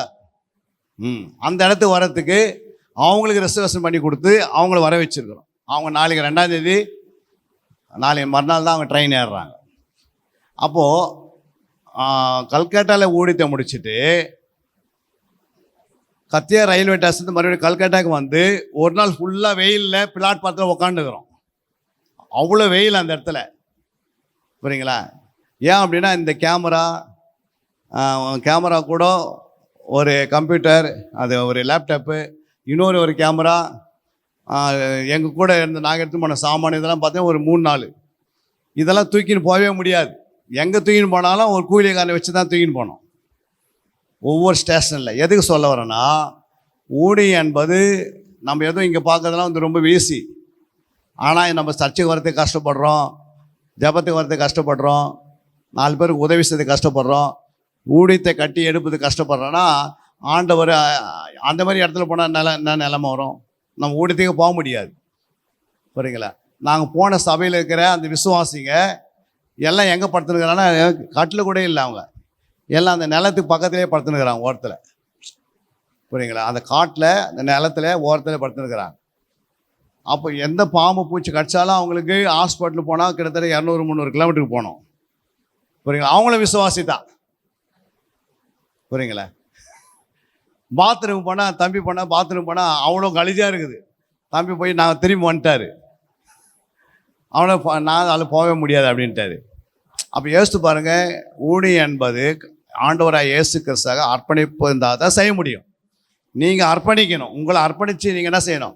கிட்டத்தட்ட ஒரு 6000 கிலோமீட்டர் போயிட்டு வந்துட்டோம். அதுக்கு முன்னாடி அந்தமானுக்கு போயிட்டு 72 மணி நேரம் ப்ரேயர் முடிச்சுட்டு வந்துட்டோம். அந்தமானுக்கு 72 மணி நேரம் ப்ரேயர் முடிக்கிறதுக்கு அந்தமானில் யாரும் நோட்டீஸ் அடிச்சு என்ன பண்ணல, கொடுக்கல. நாங்களே இங்கேருந்து நோட்டீஸ் அனுப்பிச்சு அனுப்பினோம், நாங்களே என்ன பண்ணோம், ஆம்புலன்ஸ் அனுப்பிச்சு அனுப்பினோம், பேனர் அனுப்பிச்சு அனுப்பிச்சோம். இதெல்லாம் என்ன கொரியரில் அனுப்புகிறோம். ஃப்ளைட்டில் போகிறதுக்கு ஒரு 400 அனுப்பிச்சா அதுக்கே 10,000 ஒரு 2,000 3,000 வாங்கிடுறான். ஏன்னா எல்லாம் ஃப்ளைட்டில் போனோம். இப்படி தான் ஊழியம். புரியுங்களா? இந்த இடத்துல என்ன சொல்கிறார் ஆண்டவர்? மாசிங்க, உலகத்துக்காக என்ன பண்ணுறாங்க அவங்க? எந்த ஊழியக்காரனும் 2 எஜமானுங்களுக்கு என்ன பண்ணக்கூடாது, ஊழியம் செய்யக்கூடாது. ஒருவனை பகைத்து மற்றவனை சிநேகிப்பான், அல்லது ஒருவனை பற்றி கொண்டு மற்றவனை அசட்டை பண்ணுவான். தேவனுக்கும் உலக பொருளுக்கும் ஊழியம் செய்ய உங்களால கூடாது என்றார். அப்போ நம்ம இதில் ஏதாவது ஒன்று தான் செய்யணும். ஆனால் இந்த சியோன், சத்தியமற்ற இந்த சியோனில் இந்த மரமானது என்ன செய்யுதுன்னா, ஒன்லி உலகத்துக்கு மட்டும் ஊழியம் செய்யறதுக்காக ஆலயத்துக்கு வருவாங்க, உலகத்துடைய காரியத்துக்கு மட்டும். அதனால் அவங்களுக்கு தான் பலவீனம். புரியுங்களா? அடுத்த நீங்கள் வசனத்தை வாசிக்கலாங்க. ரோமர் 10:16-18. ரோமர் 16-18, 16, 13, 18 வாசிக்குமா? அப்படிப்பட்டவர்கள் நம்முடைய கர்த்தராகிய இயேசு கிறிஸ்துவுக்கு ஊழியம் செய்யாமல் தங்கள் வயிற்றுக்கே ஊழியம் செய்து நய வசனிப்பினாலும் இச்சக பேச்சினாலும் கபட இல்லாதவர்களுடைய இருதயங்களை வஞ்சிக்குரலாய் இருக்கிறார்கள். யாரு? சத்தியமற்ற சீயோனில் இருக்கிற மரம். அல்லேலூயா. ஏன்னா அந்த மரம் அக்னி வரும்போது அழிஞ்சிடும். அதனால தான் ஆண்டவர் அந்த மரத்தில் என்ன இல்லை அப்படின்னா, எந்த கனியெல்லாம் பார்க்க முடியாது. அல்லேலூயா. அது உலக பிரகாரமான காரியம் தான் அதை செய்ய என்று சொல்கிறார். 2 பேதுரு 2:3 2 பேர் பொருளாசை உடையவர்களாய் தந்திரமான வார்த்தைகளால் உங்களை தங்களுக்கு ஆதாயமாக வசப்படுத்தி கொள்ளுவார்கள். பூர்வ காலம் முதல் அவர்களுக்கு விதிக்கப்பட்ட ஆக்கினை அயர்ந்திராது, அவர்களுடைய அழிவு உறங்காது. அப்போ பொருளாசை உடையவர்களாய் தந்திரமான வார்த்தைகளால் உங்களை தங்களுக்கு ஆதாயமாக வசப்படுத்தி கொள்வார்கள். பூர்வ காலம் முதல் அவர்களுக்கு விதிக்கப்பட்ட ஆக்கினை அயர்ந்திராது, அவர்களுடைய அழிவு உறங்காது. இப்படி ஒரு கூட்டம் வயிற்றுக்காக ஊழியம் செய்து உங்களிடத்தில் வருவாங்க. நீங்கள் தான் எச்சரிக்கையாக இருந்து வசனத்துக்கு மேலே பசிதாகமாக இருக்கணும், ஆத்மா மேலே பசிதாகமாக இருக்கணும், ஜெபத்தை மேலே சபையை மேய்ப்பரோடு இணைந்து ஊழியம் செய்தால் தான் முடியும். கடைசி காலகட்டத்தில் இந்த சத்தியமற்ற இந்த சியோன் மரமானது இவங்களுடைய எல்லாமே ஆக்டிவிட்டி எல்லாம் பாடியோட சரீரத்துக்கு மட்டும்தான் இருக்கும். ஆவிக்குரிய வசனத்திலே எதுவுமே இருக்காது. அல்லேலூயா. இன்னொரு வசனம் கூட பாருங்க, அங்கே 2 பேதுரு 2:2. அவர்களுடைய கெட்ட நடக்கைகளை அநேகர் பின்பற்றுவார்கள். அவர்கள் நிமித்தம் சத்திய மார்க்கம் தூசிக்கப்படும். அல்லேலூயா. ரோமர் 8:5 வாசிக்கும் போது, ரோமர் 8:5 வாசிங்க. அன்றியும் மாம்சத்தின்படி நடக்கிறவர்கள் மாம்சத்துக்குரியவைகளை சிந்திக்கிறார்கள், ஆவியின்படி நடக்கிறவர்கள் ஆவிக்குரியவைகளை சிந்திக்கிறார்கள். இந்த சியோன் சத்தியமற்ற இந்த மரமானது என்ன செய்யணும், எது சிந்தித்தாலும் இந்த மாம்சத்தையே சிந்திப்பாங்க. உணவு குறித்து, உடை குறித்து, இருக்க இடங்க குறித்து, புரியுங்களா, வேறு எதுக்குமே அவங்க செய்ய மாட்டாங்க. அதனால தான் ஆண்டவர் சொல்கிறாரு, அக்னி வரும்போது அவங்கள பற்றி எரிஞ்சிடும். புரியுங்களா? பொன்னின் மேலே கட்டுறதுக்கு விசுவாசம் சோதிக்கப்படும், பரிசுத்தம் சோதிக்கப்படும். வெள்ளி மேலே கட்டும் போது பரிசுத்தம் என்ன பண்ணோம், சோதிக்கப்படும். வார்த்தையை சோதிக்கப்படுவார். விலையேற கற்கள் பண்ண கனியினால் கட்டப்படணும். இது 3ல் கட்டுவதற்கு வேதத்தை தியானிக்கணும், ஆராயணும், தேடணும், ஜெபிக்கணும், துதிக்கணும், கொடுக்கணும், தாங்கணும், சபையை கட்டி எடுப்பணும், மேய்ப்பர் கீழ்ப்படியணும், விடாமுயற்சி வரணும், தனக்கென்று வராமல் ஆண்டவருக்காக வரணும், தன்னுடைய ராஜ்யத்தை கட்டுவதுக்காக ஆணுடைய ராஜ்யத்தை கட்டுவதுக்காக வரணும். இதெல்லாம் இருந்தால் தான் வளர முடியும். இந்த சியோனுக்குள்ளே நீ நுழையணும்னா, புரியுங்களா? ஆனால் நீங்கள் மாம்சத்தில் அந்த சத்தியமற்ற சியோனுடைய மரணத்துக்காக நீங்கள் வந்தீங்கன்னா முடிவு வந்து அது வயிறா மாறி அழிஞ்சு போயிடும். இன்னொரு வசனம் பாருங்க, அங்கே ரோமர் 6:21. ரோமர் 6:21. இப்பொழுது உங்களுக்கு வெட்கமாக தோன்றுகிற காரியங்களினாலே அக்காலத்திலே உங்களுக்கு என்ன பலன் கிடைத்தது? அவைகளின் முடிவு மரணமே. இப்போது உங்களுக்கு வெட்கமாக தோன்றுகிற காரியங்களால நம்ம என்ன செய்யணும்? ஐயோ, ஜெபம் பண்ணுறது வெட்கப்படுறேன், சாட்சி கொடுத்து வெட்கப்படுறேன், ஏன்னா தான் சொல்ல போகிறேன் நான். நீங்கள் இதுக்கே வெட்கப்பட்டீங்கன்னா அக்காலத்தில் அது முடிவு மரணமாக மாறிடும். சரிங்களா? அதை தான் ஆண்டவர் சொல்கிறது. அடுத்து நீங்கள் வாசிக்காங்க மீகா 3:11. மீகா 3:11. தலைவர்கள் பரிதானத்துக்கு நியாயம் தீர்க்கிறார்கள், அதன் ஆசாரியர்கள் கூலிக்கு உபதேசிக்கிறார்கள். அதன் தலைவர்கள் பரிதானத்துக்கு நியாயம் தீர்க்கிறார்கள், அதன் ஆசாரியர்கள் கூலிக்கு உபதேசிக்கிறார்கள். கூலிக்கு உபதேசிக்கிறார்கள். எத்தனை பேரை நீங்க பாக்குறீங்க, ஊழியத்துக்கு போறதுக்கு முன்னாடியே என்ன பண்ணுவாங்க? இவளை தரையான்னு கேட்பாங்க. இவங்க யாரு? கூலிக்கு உபதேசம் செய்கிறாங்க. அதன் தீர்க்கதரிசிகள் பணத்துக்கு குறி சொல்கிறாங்க. ஆகிலும் அவர்கள் கர்த்தரை சார்ந்து கொண்டு, கர்த்தர் எங்கள் நடுவிலே இல்லையோ, தீங்கு எங்கள் மேல் வராது என்கிறார்கள். என்ன சொல்றாங்க? கர்த்தர் எங்கள் நடுவில் இருக்கிறாரா, தீங்கு ஒரு நாளும் வரவே வராது. யோசித்து பாருங்க. ஆனா அவங்க என்ன செய்யறாங்க? கூலிக்கு உபதேசம், பணத்துக்கு குறி சொல்றதல், கர்த்தர் எங்களோட கூட இருக்கிறாரா இல்லையா, எங்கள் மத்தியிலேயே இருக்கிறான்னு சொல்லுவாங்க. மேல் வேஷத்தை பூசுவாங்க. கடைசி நாட்களில் இதெல்லாம் நடக்குன்னு ஆண்டு சொல்லியிருக்கிறாரு. ஆனால் நமக்கு அது வசனம் நம்மக்கிட்ட இருந்தால் தான் ஒருத்தர் என்ன பேசுகிறான்னு கண்டுபிடிக்க முடியும். எவ்வளோ மெசேஜ் கொடுக்குறவங்களாம் இருக்கிறாங்க. ஆனால் எல்லா மெசேஜையும் நம்மளே ஜீவனை உண்டாக்காது. சிலவங்களை வழி தப்பி வெளியே எடுத்துன்னு போயிடும். அதனால தான் உங்கள் மேய்ப்பர் சொல்கிற சத்தியத்தை கேட்டு வாழ்ந்தாவே பூரணமாக வாழலாம். அல்லேலூயா. எவ்வளோ மெசேஜ் கேட்கறதுனால ஒரு மனுஷன் பரிசுத்தம் ஆயிட முடியாது. எவ்வளோ மெசேஜையே கேட்கறதுக்கு முன்னாடி நீ தேவ சமூகத்தில் உட்காந்து நீ வேதத்தை திறந்து வாசித்தனா தேவனே உனக்கு கற்றுக் கொடுப்பார். அல்லேலூயா. ஆண்டவரே உனக்கு எல்லாத்தையும் விலகத்தை வெளிப்படுத்துவார். அடுத்து நம்ம வாசிக்கிற முறை அடுத்தது 2 பேதுரு 2:13.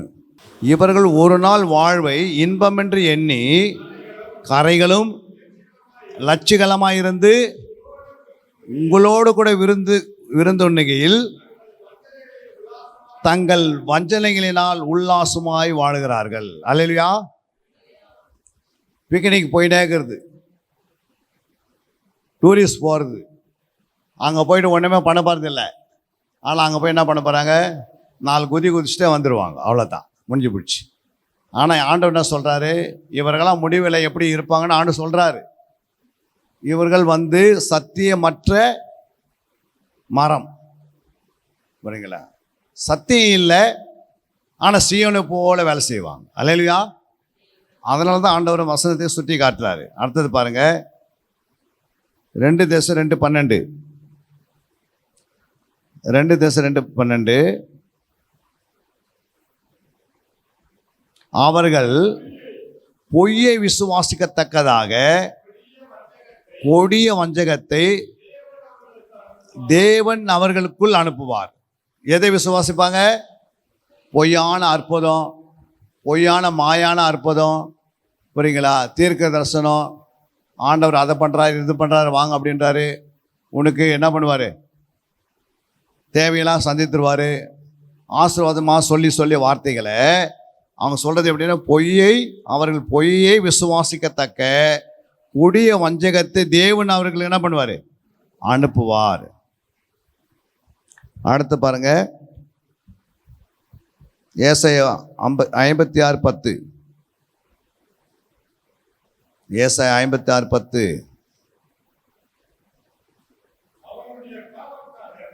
அவருடைய காவல்காரர் பாருங்க, எல்லாரும் ஒன்றும் அறியாத குருடர். அவர்கள் எல்லாரும் குலைக்க மாட்டாத ஊமையான நாய்கள், தூக்க மயக்கமாய் புலம்புகிறவர்கள், படுத்துக் கொள்கிறவர்கள், நித்திரை பிரியர். அல்லேலூயா. ஜபலாம் எதுவும் தேவையில்லைங்க, கடைசி நாட்கள் எதுக்கு ஜபம், ஆண்டவர் நம்மளை ரட்சித்துட்டாரு போதும் அப்படின்றவாங்க. ஜபம் தேவையில்லை, இரவு ஜபம் தேவையில்லை, வசன சத்தியம் தேவையில்லை. புரியுதுங்களா? இது கடைசி காலத்தில் அப்படிப்பட்ட சபைகள் எழும்பி வரும், நீங்கள் பார்ப்பீங்க. புரியுங்களா? ஆனால் அவங்களுடைய சபையில் எல்லா ஐஸ்வர்யம் இருக்கும். கலை எப்பவுமே பார்த்தா எப்படி இருக்கும், பயிரோடு ஓங்கி இருக்கும். ஆனால் அதனால் கலையை உடனே எடுக்குன்னு சொல்கிறார் ஆண்டவரே. இல்லை, அது கொஞ்சம் நாள் வையுங்க அப்படின்றாரு. அப்போ கலை உள்ள சபைகள் இருக்கும், சபை எல்லா இடத்துங்கள்லையும். அதில் பார்த்தீங்கன்னா நீங்கள் எல்லா மாம்சத்துக்குரியே போவோம். ஜபத்துக்கு முக்கியம் இருக்காது, தேவனுடைய சமூகத்துக்கு முக்கியம் இருக்காது, உபவாசத்துக்கு முக்கியம் இருக்காது. புரியுங்களா? தேவனுடைய வசனத்துக்கு முக்கியம் இருக்காது. அதுக்குள்ளே பார்த்தீங்கன்னா அவங்க சொல்லுவாங்க, ஜெபிக்க வேண்டிய அவசியமே கிடையாது, கர்த்தர் நம்முடைய எல்லாத்தையும் செய்து முடிச்சிட்டாருன்னு சொல்லுவாங்க. அல்லேலூயா. கடைசி நல்லா வஞ்சிப்பாங்க. அவங்க யாருன்னா, அங்கே சொல்லப்பட்டிருக்கிறது சத்தியமற்ற சியோனில் ஒரு மரமாக இருக்கிறாங்க. யூதா 1:12. இவர்கள் அன்பின் விருந்துகளில் எப்படி இருப்பாங்க, கரைகளாக இருந்து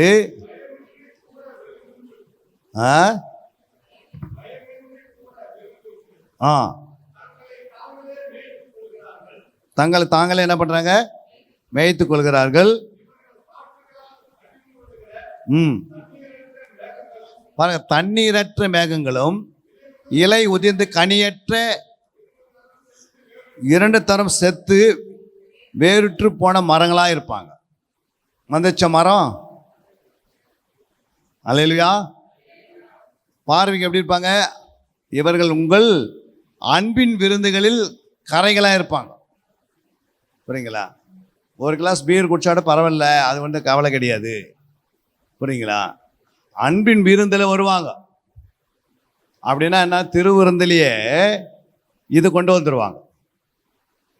புரியுங்களா? அதெல்லாம் ஒன்றும் இல்லைங்க, அதுவும் ஒரு தான் ஜெர்மனியில் அப்படின்ட்டுருவாங்க. அப்போ தப்பான போதனைகள் வரப்போகிற காலங்கள் உலகத்தில் நம்ம போய் சிக்கி கொள்ளாதபடிக்கு நீங்கள் பொன்னான சீயோன் மேலே கட்டுகிறவளாக, வெள்ளியாக சீயோன் மேலே கட்டுகிறவளாக, விலையேற பெற்ற கல்லின் மேல் கட்டுகிறவளாக காணப்பட வேண்டும். அல்லேலூயா. அடுத்ததாக நாம் வாசிக்கலாம் 2 பேதுரு 2:17. இவர்கள் தண்ணீரில்லாத கிணறுகளும் சுழல் காற்றினால் அடியுண்டோடுகிற மேகங்களுமாய் இருக்கிறார்கள். என்றென்றைக்கும் உள்ள காரிருளை இவர்களுக்கு வைக்கப்பட்டிருக்கிறது. பாருங்க, இவர்கள் தண்ணீரில்லாத கிணறுகளும் சுழல் காற்றினால் அடியுண்டோடு இருக்கிற மேகங்களுமாய் இருக்கிறார்கள். என்றென்றைக்கும் உள்ள காரிருளை இவர்களுக்கு வைக்கப்பட்டிருக்கிறது. இவர்களுடைய நிலைமையுடைய தண்ணி இல்லாத ஒரு கிணறுகளை போல இருப்பாங்க. எத்தனை பேருக்கு புரிஞ்சது இது? எத்தனை பேருக்கு புரிஞ்சது? சத்தியமற்ற சீயோனின் மரம்னது அது பார்க்கறதுக்கு எப்படி இருக்குது, அவங்களுக்கு கனி தான், அந்த அந்த அந்த கனி தான் உணவாக வச்சுப்பாங்க. அப்போ சத்தியமற்ற சீயோனின் மரமாக நம்ம இருக்கக்கூடாது. புரியுங்களா? எது மேலே நம்ம எதை கட்டுக்கிறோமோ அதுதான் முடிவு. இந்த 6 தான் முழு சபைகளுக்கு ஆண்டு எழுதுறாரு. புரியுங்களா? அவங்களுடைய இது ஆண்டவர் சோதிப்பார். யாருமே டைரெக்டாக என்ன பண்ண முடியாது, டக்குன்னு அப்படி போயிட முடியாது. எல்லாருக்கும் விசுவாச சோதனை வரும். விசுவாசத்தில் நீங்கள் ஜெயிக்கணும். புரியுங்களா? விசுவாசத்தில் ஜெயம் எடுக்கணும். புரியுங்களா? சோதனை வரும்போது அது மேற்கொள்ளக்கூடிய பலனை பெற்றுக்கணும். எல்லாருக்குமே சோதனை வரும். ஆனால் வசனம் தான், விசுவாசம் தான் அது மேற்கொள்ள முடியும். இல்லைன்னா பின்னிட்டு போயிடுவோம் கடைசி நாட்களில். அடுத்ததாக நம்ம வாசிக்க போகிறோம். சத்தியமற்ற சீயோனில் புல். உலக மேன்மை. உலக மேன்மை. ஏசாயா 40:6-7. பின்னும் கூப்பிட்டு சொல் என்று ஒரு சத்தம் உண்டாயிற்று. என்னத்தை கூப்பிட்டு சொல்வேன் என்றேன். அதற்கு, மாம்சமெல்லாம் புல்லை போலவும் அதன் மேன்மையெல்லாம் வெளியின் பூவை போலவும் இருக்கிறது. கர்த்தரின் ஆவி அதன் மேல் ஊதும்போது புல் உலர்ந்து பூ உதிரும். ஜனமே புல். பாருங்க, பின்னும் கூப்பிட்டு சொல் என்று ஒரு சத்தம் உண்டாயிற்று. எண்ணத்தை கூப்பிட்டு சொல்வேன் என்றேன். அதற்கு மாம்சம் எல்லாம் புல்லை போலவும் அதன் மேன்மையெல்லாம் வெளியின் பூவை போலவும் இருக்கிறது. கர்த்தரின் ஆவி அதன் மேல் ஊதும்போது புல் உலர்ந்து பூ உதிரும், ஜனமே புல்லா இருப்பாங்க. அல்லேலூயா. அப்போ யோசித்து பாருங்க, கடைசி நாட்களில் இது நடக்கும். அன்றைக்கி தான் நமக்கு தெரியும். அதனால தான் நல்ல அடித்தளத்தை, நல்ல அஸ்திபாரத்தை நல்லா போடுங்க. உங்களுடைய அஸ்திபாரம் ஒன்று வசனத்து மேலே இருக்கணும், உங்களுடைய அஸ்திபாரம் ஜெபத்தின் மேலே இருக்கணும். அல்லேலூயா. இது ரெண்டும் நல்லா போட்டிங்கன்னா ஆவிக்குரிய ஜீவிதத்தில் நல்லா வளர்ந்துடலாம். புரியுங்களா? நீங்கள் வசனத்தை விட்டுட்டீங்க, ஜெபத்தை விட்டுட்டீங்கன்னா அஸ்திபாரம் ஆட ஆரம்பிச்சிடும். அப்போ அஸ்திபாரம் ஆரம்பிச்சிச்சுன்னா அது புல்லாகவோ மரமாகவோ வைக்கோலாக மாறிடும். புரியுங்களா? நம்ம போடுற அஸ்திபாரம் போட்டது அப்போஸ்தலர்கள், மூளைக்கல் இயேசு. நம்ம எப்படி இருக்கிறோம்? மாளிகையாக கட்டணும். அப்போது அப்போஸ்தலருடைய உபதேசத்தில் கரெக்டாக நிலை நிற்கணும். புரியுங்களா? இல்லைங்க, நான் எங்கள் பிஷப் சொன்னார் என் மேலே கட்டுங்க அப்படின்னா நீ அங்கே கட்டினா கூட முடியாது. புரியுங்களா? எந்த மனுஷனு மேலே கட்டிட்டாங்கன்னா முடிவு வேறு மாதிரி போயிடும். ஒவ்வொரு டெனாமினேஷன்ஸ்லேயும் ஒவ்வொரு வித்தியாசங்கள் இருக்கிறது. அவங்க பிஷப் மேலே கட்டிக்கிறாங்க, அவங்கவுங்க அப்படி கட்டக்கூடாது. வசனத்து மேலே அப்போஸ்தலருடைய அடித்தளத்தில் கட்டணும். நீங்கள் அதை தான் சொல்ல மாட்டோம் போது என்ன சொல்கிறார் ஆண்டவரே, நான் மூளைக்கல்லாக இருக்கிறேன், அப்போஸ்தலர்கள் அஸ்திபாரம் கல்லாக இருக்கிறாங்க, நீங்கள் ஊழியக்கார விசுவாசிகளும் மாளிகையாக கட்டப்படணும்னு நம்ம எபேசியர் 2ஆம் அதிகாரம் 21 வாசித்து பாருங்க. அவர் மேல் மாளிகை முழுவதும் இசைவாய் இணைக்கப்பட்டு, அவர் மேல் மாளிகை முழுவதும் இசைவாய் இணைக்கப்பட்டு கர்த்தருக்குள் பரிசுத்த ஆலயமாக எழும்புகிறது. கர்த்தருக்குள் பரிசுத்த ஆலயமாக எழும்புகிறது. அவர் மேல் நீங்களும் ஆவியினாலே, அவர்கள் மேல் நீங்களும் ஆவியினாலே தேவனுடைய வாசஸ்தலமாக கூட்டி கட்டப்பட்டு வருகிறீர்கள். அல்லேலூயா. அதனால தான் 20 சொல்றாரு, அப்போஸ்தலர்கள் தீர்க்கதரிசிகள் என்பவருடைய அஸ்திபாரத்தின் மேல் கட்டப்பட்டவர்களாய் இருக்கிறீர்கள், அதற்கு இயேசுவே தாமே மூளைக்கல்லாய் இருக்கிறார். அல்லேலூயா. அப்போ நம்ம எப்படி கட்டுறோம்? அவர்கள் மேல் மாளிகை முழுவதும் இசைவாக இணைக்கப்பட வேண்டும். அப்படின்னா அவங்களுடைய உபதேசத்தை கரெக்டாக கண்ட்ரோல் பண்ணணும். அப்போஸ்தலருடைய உபதேசம் என்ன சொல்லுது? யாரா சொல்லுங்க, அப்போஸ்தலருடைய உபதேசத்தை பற்றி என்ன சொல்லுங்க பார்க்கலாம். அப்போஸ்தலருடைய உபதேசத்தை ஏதாவது ஒரு வசனத்தை. கிறிஸ்து மரித்தார், வேற ஐயா அப்போஸ்தலருடைய உபதேசத்தை குறித்து யாராவது சொல்லுங்கன்னா அதை உங்களுக்கு தெரியணும். அப்போஸ்தலர் 2ஆம் அதிகாரம் 47ஆம் வசனம் வாசிங்க.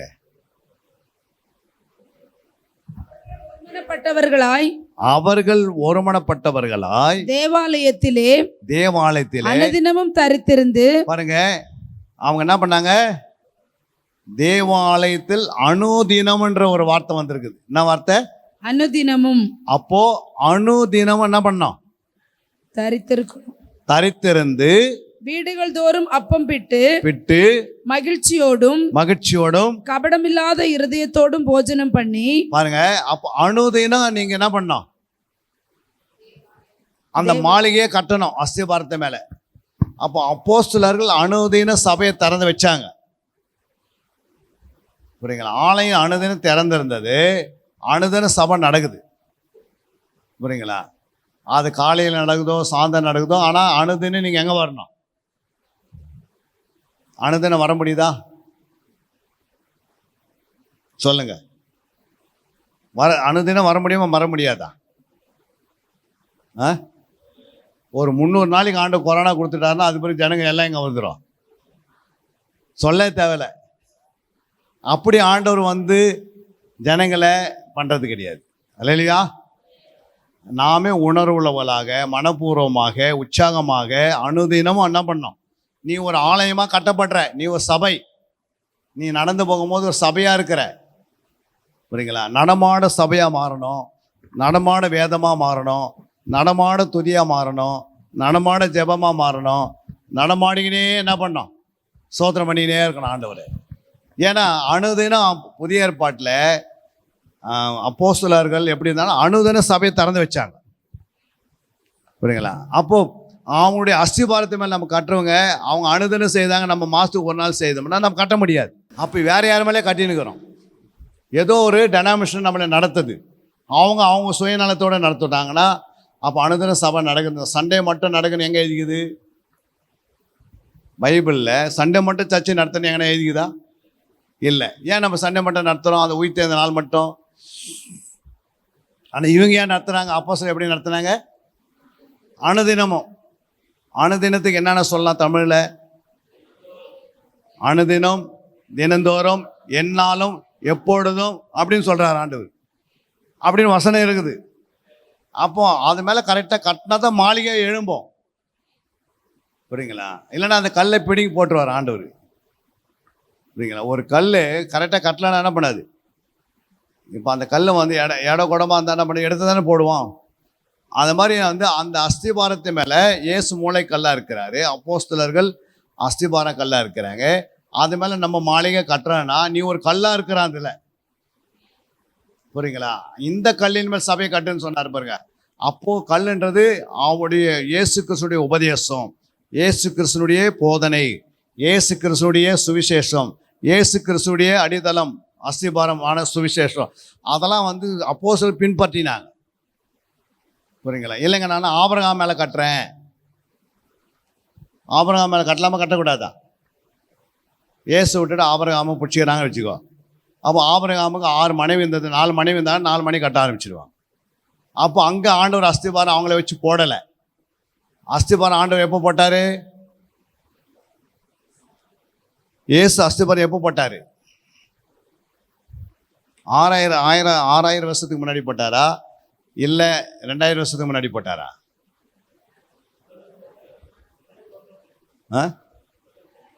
இயேசு என்னைக்கு சிலுவையில் மரித்தாரோ உயிர்த்தெழுந்தாரோ அன்றைக்கி தான் அஸ்திபாரம் போட்டார். அது தெரியணும் உனக்கு. புரியுங்களா? அப்போ தான் அப்போஸ்தலர்கள் ஆண்டவர் என்ன பண்ண அவங்களை உருவாக்குறாரு. புரியுங்களா? அப்போது புதிய ஏற்பாடு தான் புதிய எருசலேமுக்குள்ளே போக முடியும், சீயோனுக்குள்ளே போக முடியும். அப்போ புதிய எருசலேம் யாருக்காக கட்டுறாரு? மணவாட்டிக்காக கட்டுறாரு. அந்த மணவாட்டி யார்? புதிய ஏற்பாடு சபையார் தான் மணவாட்டி. அப்போ மணவாட்டி எப்படி இருக்கணும்? விலையேற்பட்ட கற்களினால, பொன்னினால, வெள்ளினால நீ கட்டணும் உன்னை. புரியுங்களா?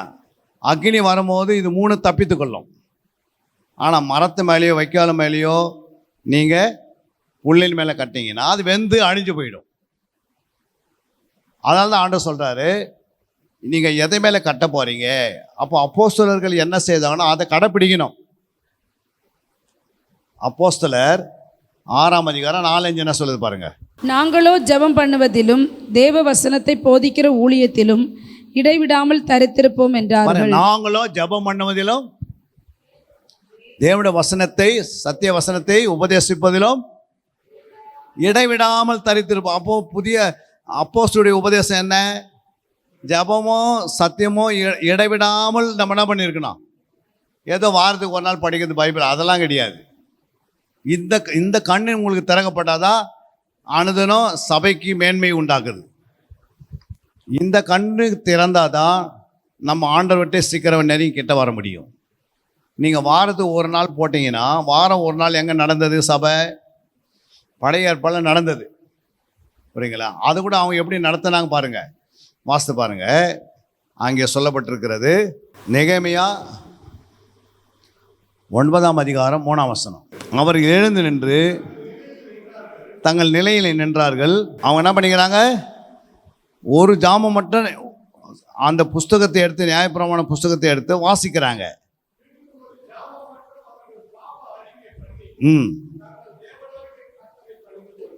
அப்போ இவங்க என்ன பண்ணியிருக்கிறாங்க? எத்தனை மணி நேரம்? ஒரு ஜாமம் எழுந்து நின்று சங்கீதம் நம்ம வாசிக்கிறோம் பாருங்க. அந்த இடத்துல இவங்க 3 மணி நேரம் சங்கீதம் அந்த நியாயப்பிரமாணம் வாசிக்கணும். ஏன்னா தோரான்னா அது நியாயப்பிரமாண புத்தகம். தோராவை வந்து டைரெக்டாக ஆண்டு எழுதுனால, புரியுங்களா, அந்த புத்தகம், அந்த 5 புத்தகத்தை அவன் வாசிக்கும் போது எழுந்து நின்று கனப்படுத்தணும் ஆண்டவரை. புரியுங்களா? உட்காந்துலாம் என்ன பண்ண முடியும்? இது மாதிரி வாசிக்க முடியாது. அல்லேலூயா. அப்போ எழுந்து நின்று சபையில் என்ன பண்ணுறாங்க? 3 மணி நேரம் என்ன பண்ணுறாங்க? பைபிளை வாசிக்கிறாங்க. புரியுங்களா? அந்த மாதிரி எங்காவது சபையில் நடக்குதா? 3 மணி நேரம் எழுந்து நின்று வசனம் வாசித்தது.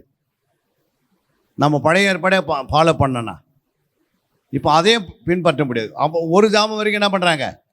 அடுத்தது பாவம் அறிக்கை செய்கிறாங்க. அதே நீங்கள் 8ஆம் அதிகாரம் 8க்கு வாங்க. 8:8.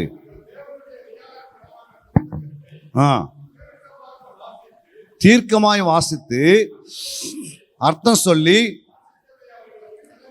விளங்க பண்ணினார்கள். அப்புறம் ஜனங்கள் எல்லாரும் நியாயப்பிரமாண வார்த்தைகளை கேட்ட பொழுது அழுதபடியால் சிர்சதா என்னப்பட்ட நெகேமியாவும் வேதபாரனாக எஸ்ரா என்னும் ஆசாரியனும் ஜனங்களுக்கு விளங்கி காட்டின லேவியரும் சகல ஜனங்களையும் நோக்கி, இந்த நாள் உங்கள் தேவனை கர்த்தருக்கு பரிசுத்தமான நாள், நீங்கள் துக்கப்படவும் அழவும் வேண்டாம் என்றார்கள். அல்லேலூயா. அப்போ பழைய ஏற்பாட்டை பின்பற்றினா 6 மணி நேரம் நிற்கணும். அல்லேலூயா. புதிய ஏற்பாடை பின்பற்றினா, புதிய ஏற்பாடு அப்போஸ்தலரை பின்பற்றினா அனுதின சபைக்கு வரணும். இது ரெண்டுமே இல்லைன்னா நீங்கள் எங்கே கட்டுறோம்? அந்த சியோன் மற்ற என்னது சத்திய மற்ற சியோனில் மரமாக இருந்து கட்டுகிறோம். புரியுங்களா? அது மேலே கட்டுறதுனால ஒரு நாள் வெந்து போயிடும். அப்போ அப்போஸ்தலருடைய அஸ்திபாரத்து மேலே நிற்கணும். புரியுங்களா? எனக்கு இந்த வசனம்லாம் தெரிஞ்ச பிறகு 12 மணிக்கு நைட்டில் 12 மணி வரைக்கும் ஏன் உட்கார்றேன் ஆண்டவர் சமூகத்தில்? 12 மணிக்கு மேலே தான் படுக்கத்தையே போவேன். புரியுங்களா? ஏன் அப்படின்னா ஆண்டுடைய வருகை நடு ராத்திரியில் போட்டுக்குது. அவன் நடு ராத்திரியில் வருவார் திருடனை போல. திருடனை போல சொல்கிறதுக்கு என்ன அர்த்தம்?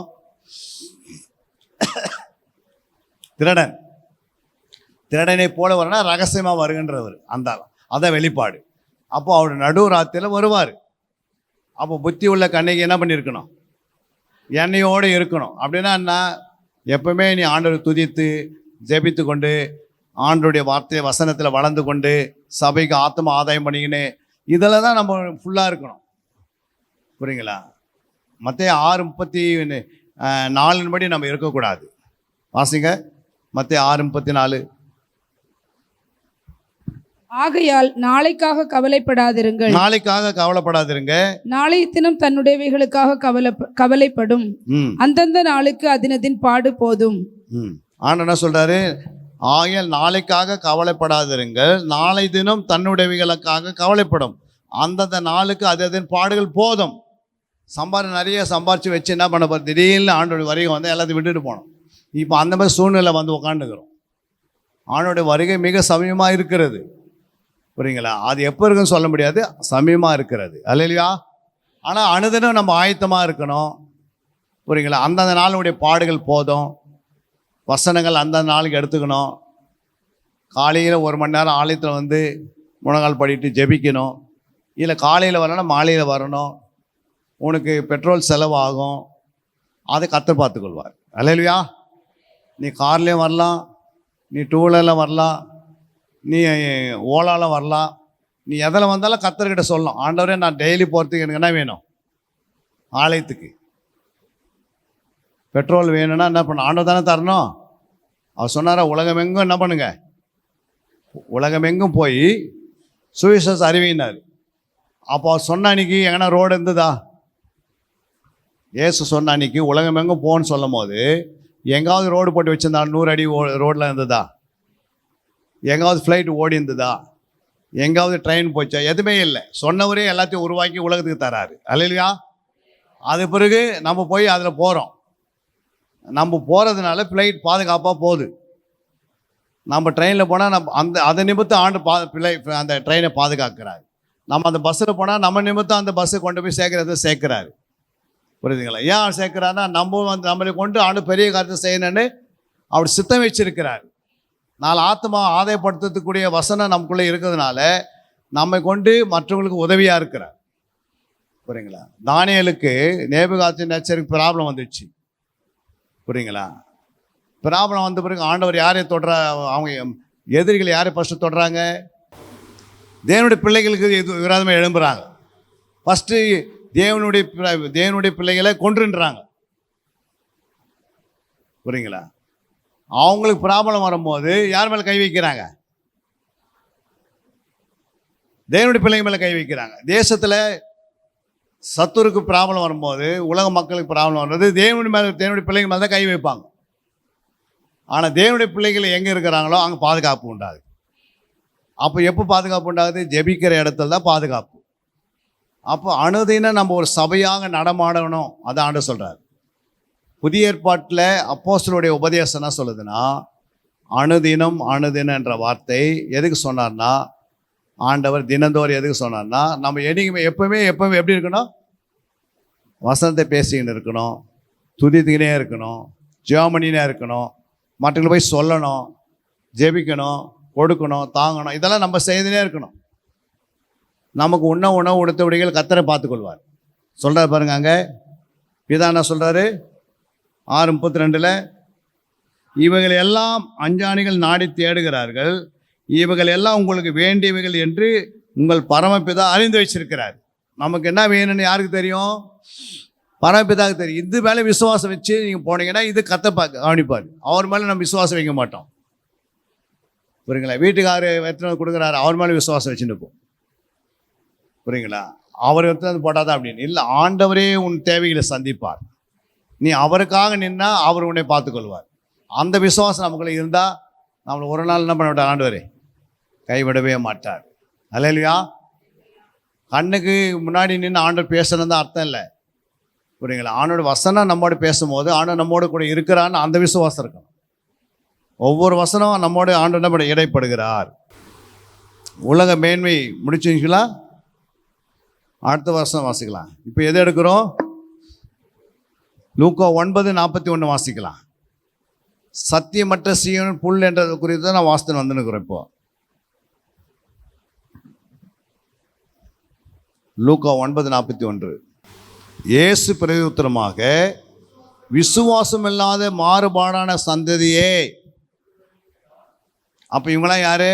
சத்தியமற்ற சீயோன் புல்லா இருக்கிறாங்க. உலக மேன்மை. புரியுங்களா? 10 வருஷம் சபைக்கு வந்துட்டீங்க, இன்னும் விசுவாசம் இல்லாத உட்காந்துக்கிறோம். 5 வருஷம் சபையில் இருக்கிறோம், இன்னும் வசனம் நமக்கு தெரியல. அப்போ ஆண்டவர் கணக்கு கேட்பார். உலக காரியத்தில் எல்லாம் கரெக்டாக தெரியுதே. புரியுங்களா? 2 குழந்தை பெற்றுட்டு பிறகு 3ஆவது என்ன பண்ணிடணும்? ஆப்ரேஷன் பண்ணிடணுமே. செய்கிறாங்களே இல்லையா? அதுக்கு ஞானம் இருக்கிறது. வீடை கரெக்டாக இவ்வளோ லிமிட்டில் தான் கட்டணும், அதுக்கு ஒரு அறிவு இருக்குது. பிள்ளைங்களை இப்படி தான் படிக்க வைக்கணும், அறிவு இருக்குது. ஆனால் ஆண்டவர் சொல்கிறாரு, எது வரைக்கும் நான் என்ன பண்ணுவேன்? உங்களோட இருப்பேன்னு கேட்குறாரு. எது வரைக்கும் இருப்பேன் அப்படின்றார். அப்படின்னா என்ன அர்த்தம்? நீ விசுவாசம் இல்லாத இருக்கிறியே, உனக்குள்ளே விசுவாசம் வரணுமே.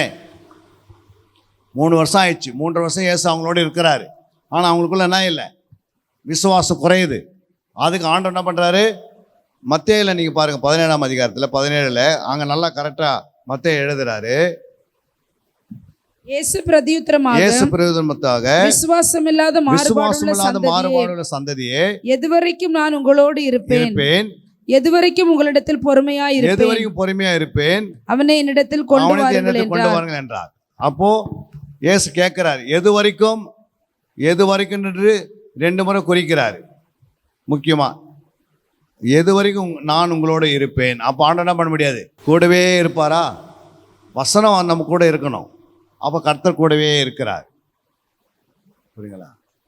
அப்போ அவங்கள பார்த்து சொல்கிறாரு, நீங்கள் தனியாக போய் ஊழியம் செய்யுங்க, நீங்கள் போய் பிசாசில் துரத்துங்க, நீங்கள் ஆத்மா ஆதாயப்படுத்துங்க.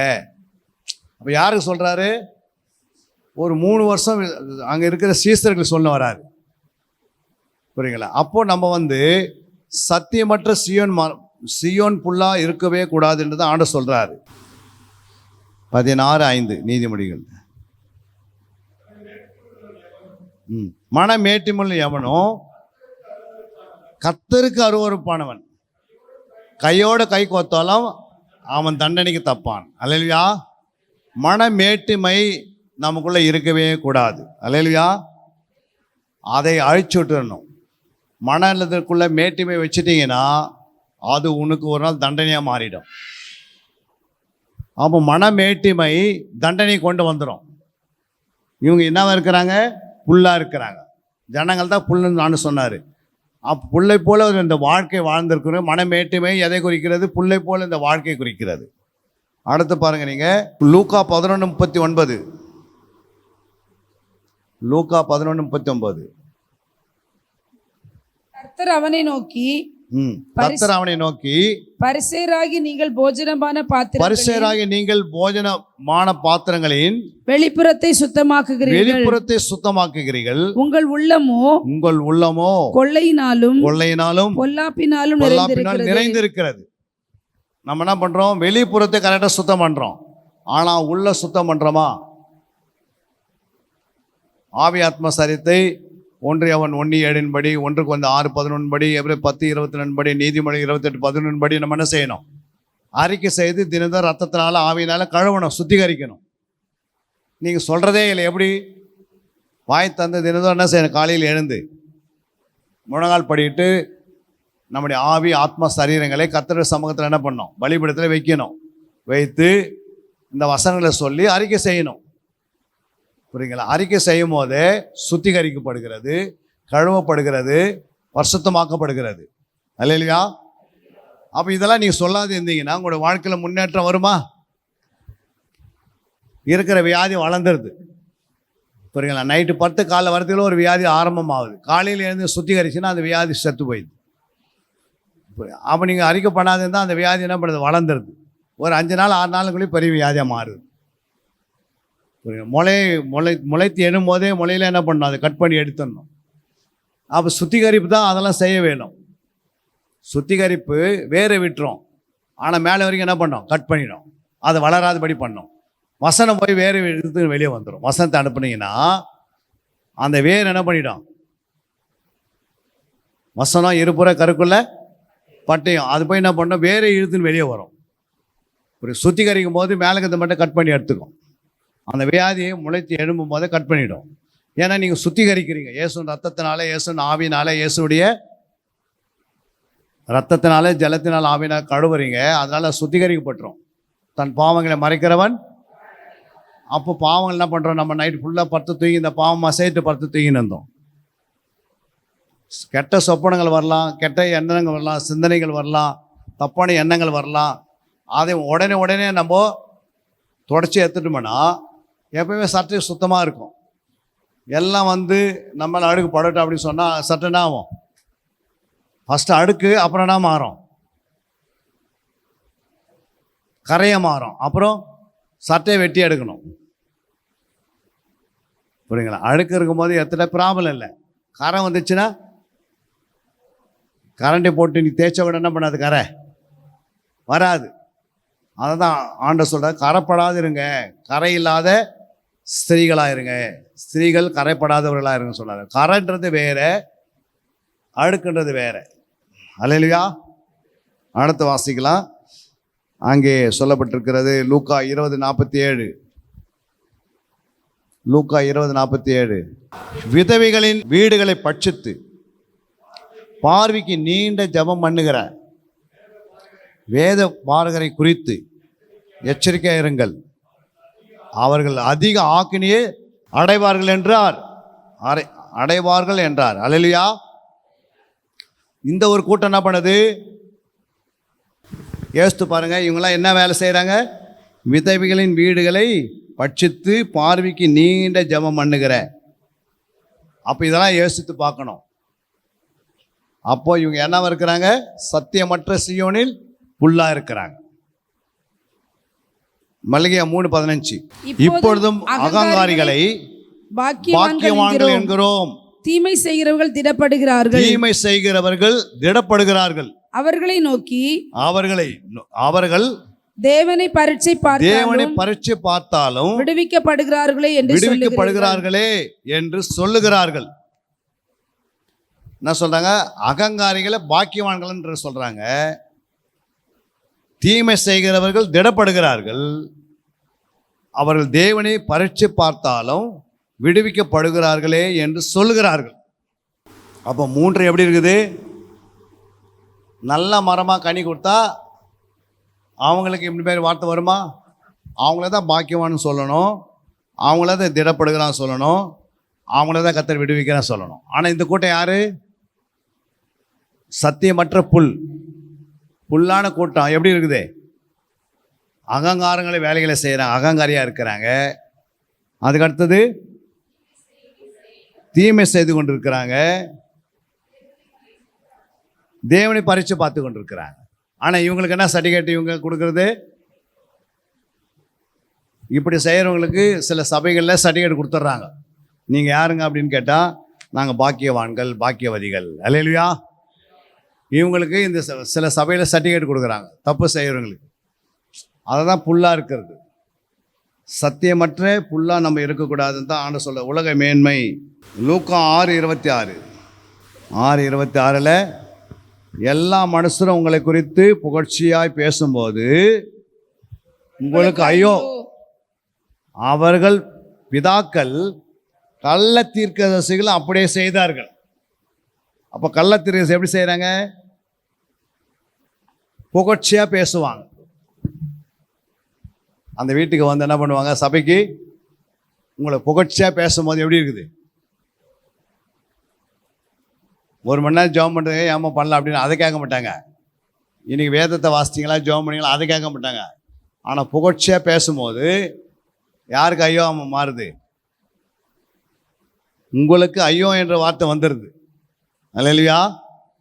எல்லா மனுஷரும் உங்களை குறித்து புகழ்ச்சியாக பேசும்போது உங்களுக்கு ஐயோன்றார் ஆண்டவர். புரியுங்களா? உங்களுக்குள் என்ன இல்லையோ அதை சொல்லணும். புரியுங்களா? கர்த்தர் நல்லவர், உங்களை ஆசீர்வதிக்கிற 1000 மடங்கு. நீங்கள் 2 ஃப்ளைட்டு வாங்கிட்டு வந்துடுவீங்க. இந்த வருஷம் நீங்கள் வந்து கார் வாங்கிக்கிறீங்க, அடுத்த வருஷம் பஸ் வாங்கிடுவீங்க. இந்த வருஷம் நீங்கள் பிள்ளைங்களாம் வந்து பிஏ படிக்கிறாங்க, அடுத்த வருஷம் வேலையில் இருப்பாங்க. அப்படி சொல்லி அவங்கள புகழ்ந்துக்கிட்டே இந்த அண்ணாவும் அது ஐயாவும் மாறுது. அல்லேலூயா. நான் ஒரு சகோதரர்கிட்ட போனேன்.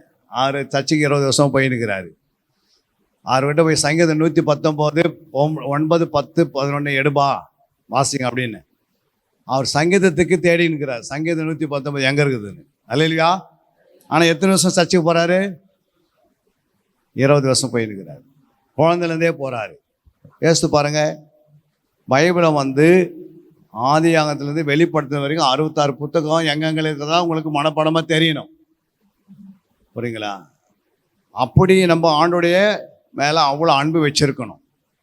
ஆண்டவர்களே அன்பில் குறையக்கூடாது. முழு இதயத்தோடு என்னிடத்தில் என்ன பண்ணுங்க? அன்பு கூறுங்கன்னு. யாராவது நம்மளை வந்து ஏசு எப்படிப்பட்டன்னு கேட்டால் தெளிவாக அவங்களுக்கு பதில் கொடுக்கணும். ஏசு ஏன் சிலுவைக்கு வந்தான்னு சொன்னால் அதை குறித்து பதில் கொடுக்கணும். புரியுங்களா? இப்படி ஆண்டுடைய வேலையை ஆண்டுடைய சமூகத்தில் உட்காந்து அவரை அறிகிற அறிவில் வளரணும். ஏன்னா நம்முடைய தகப்பன் யார்? ஏசு கிறிஸ்து. அல்லேலூயா. தகப்பனை குறித்து அட்ரஸ் சரியாக பண்ணலன்னா எப்படி இருக்கும்? அரைக்குறையாக பேசினா ஜனங்கள் எப்படி இருப்பாங்க? என்ன சொல்லுவாங்க? ஏசு பாருங்க. ஏசு பற்றி அரைக்குறையாக சொன்னால், அரைக்குறையாக நம்ம சொல்கிறோன்னா அவங்களுக்கு எப்படி இருக்கும்? நம்ம இயேசுவின் பிள்ளைன்னு சொன்னால் தகப்பனை குறித்து என்ன பண்ணியிருக்கணும்? A to Z தெரியணும். புரியுங்களா? பைபிளை வந்து நீங்கள் படிக்கிறதுக்கு, பைபிளை வாசிக்கிறதுக்கு பெரிய பெரிய படிப்பெல்லாம் தேவையில்லை. உங்கள்கிட்ட என்ன இருக்குதோ புரியலான கூட நீங்கள் வாசத்துக்கு பாருங்கள். ஆண்டவர் உனக்கு கற்றுக் கொடுப்ப ஆரம்பிச்சிடுவார். ஆவி உங்கள் மேலே ஊற்றுவார். அல்லேலூயா. பரிசுத்த ஆவியே உங்கள் மேலே ஊற்றி கர்த்தர் உங்களை அதை தெரிய வைப்பார், படிக்க வைப்பார்.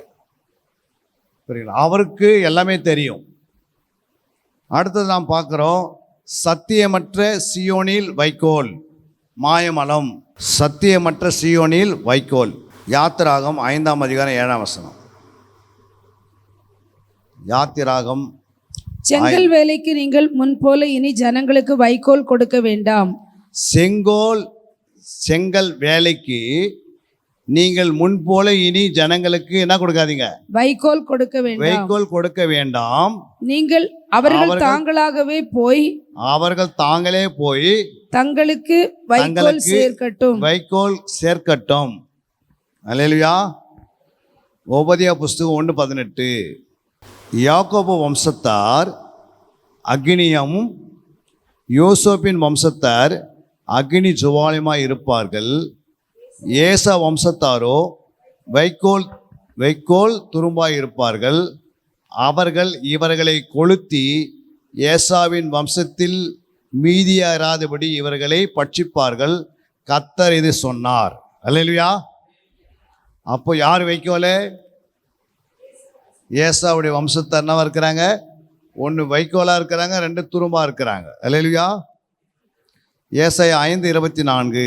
இது நிமித்தம் அக்கினி ஜுவாலை வைக்கோலை பட்சிப்பது போலவும், இது நிமித்தம் அக்னி ஜுவாலை வைக்கோலை பட்சிப்பது போலவும், செத்தையானது நெருப்புக்கு இரையாகி எரிந்து போவது போலவும், செத்தையானது நெருப்புக்கு இரையாகி எரிந்து போவது போலவும், அவர்கள் வேர் வாடி அவர்கள் துளிர் தூசியை போல் பறந்து போகும். அவர்கள் துளிர் தூசியை போல் பறந்து போகும்.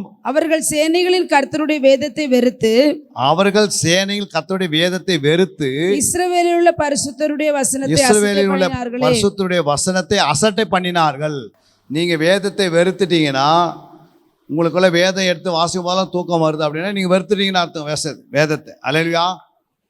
பைபிள் படிக்கும் போதெல்லாம் தூக்கம் வருது, பைபிள் படிக்கும்போது போர் அடிக்குது, பைபிள் படிக்கும்போது புரியல அப்படின்னு சொன்னா நீங்க என்ன வெறுப்பீங்க?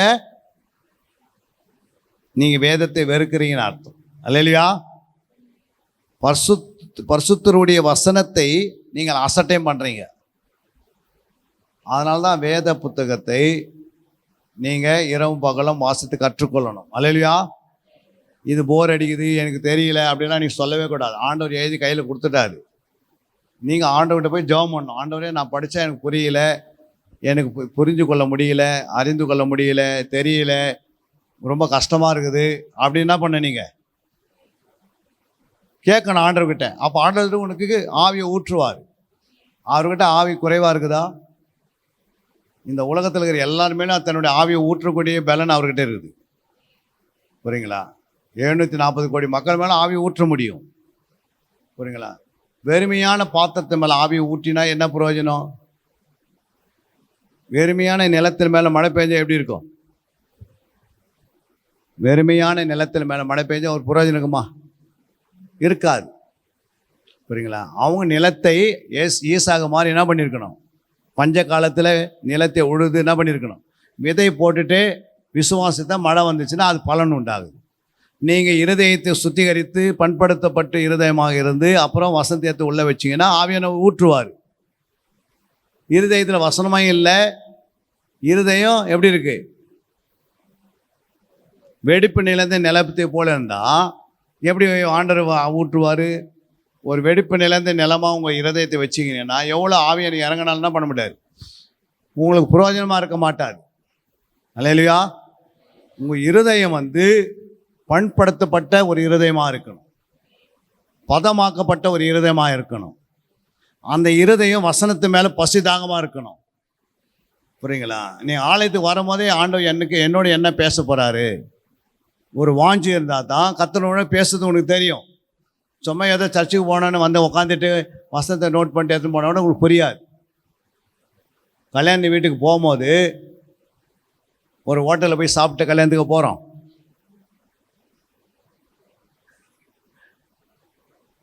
கல்யாண வீட்டுக்கு போகிறோம், எப்படி போகிறோம்? 200 ரூபா முடியாதுன்னா 400 ரூபாய்க்கு சாப்பிட்டு வந்துடுறோம். இல்லை, கூடவே 2 பேர் கூட இட்டுன்னு போயிடுறோம். ஆனால் அதெல்லாம் ஆண்டவர் வட்டி போட்டு ஒரு நாள் வாங்கிடுவார். அல்லேலூயா. நமக்கு தெரியாது, ஆனால் ஆண்டவருக்கு தெரியும் எல்லாமே. மனுஷனை ஏமாத்திடலாம், ஆனால் ஆண்டவரை ஏமாற்ற முடியாது. அல்லேலூயா. அதே மாதிரி கல்யாண வீட்டுக்கு போகும்போது பின்னாடி போயெல்லாம் என்ன பண்ணக்கூடாது? சாப்பாட்டுக்கு நிற்கக்கூடாது. ஒருத்தர் சாப்பிட்றாங்கன்னா அவங்க பின்னாடி போய் நீங்கள் இடம் போடக்கூடாது.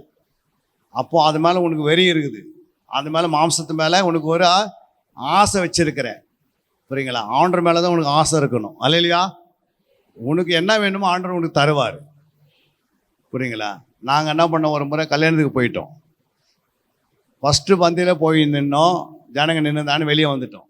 அது மாதிரி 12 பந்தியிலையும் ஜனங்க வந்துனே இருக்குது. சரி, 13வது பந்தியில் போனால் சாப்பாடு இல்லைன்ட்டாங்க.